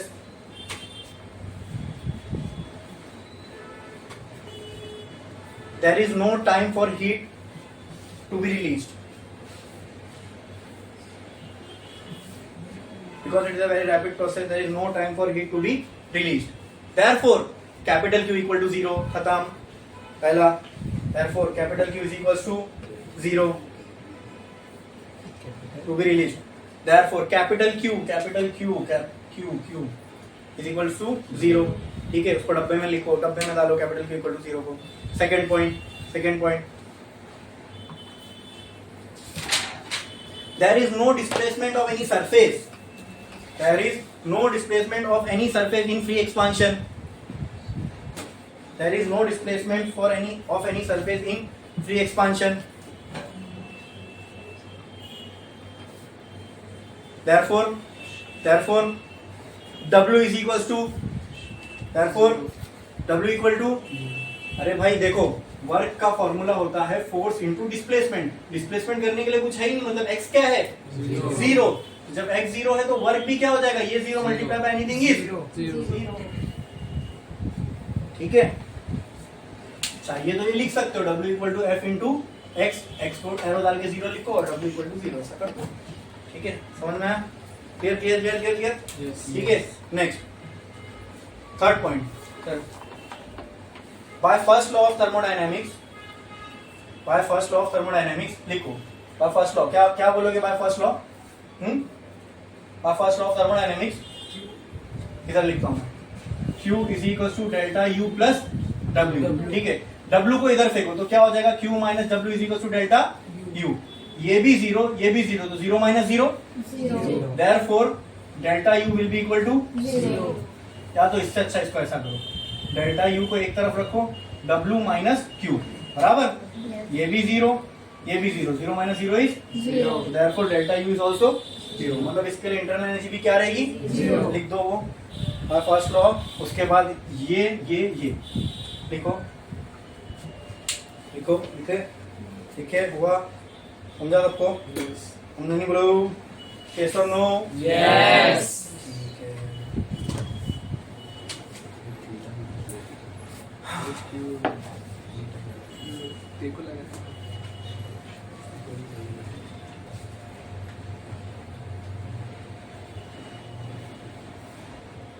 हो गया ये, delta U equal to zero हो गया। तो अगर मैं आपको फ्री एक्सपांशन, तो इसमें 3 चीज आपको पक्का मालूम होना चाहिए। यहाँ पे हीट ट्रांसफर नहीं तो वैल्यू क्या होगी इसकी? Zero. Work done Zero. W की वैल्यू भी Zero. और जब दोनों जीरो तो इंटरनल एनर्जी भी Zero. जीरो, खत्म। और एक लाइन में आप ऐड कर दो, it is not possible to draw PV diagram for free expansion process. Star डालो और लिख दो, it is not possible to draw PV diagram for free expansion process.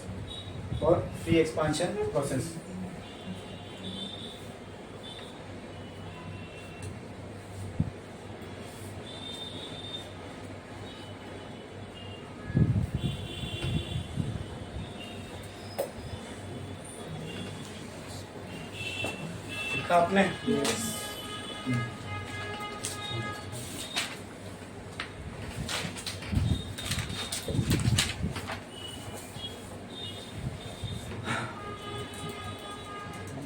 तो आज के लिए बस इतना है, ठीक है।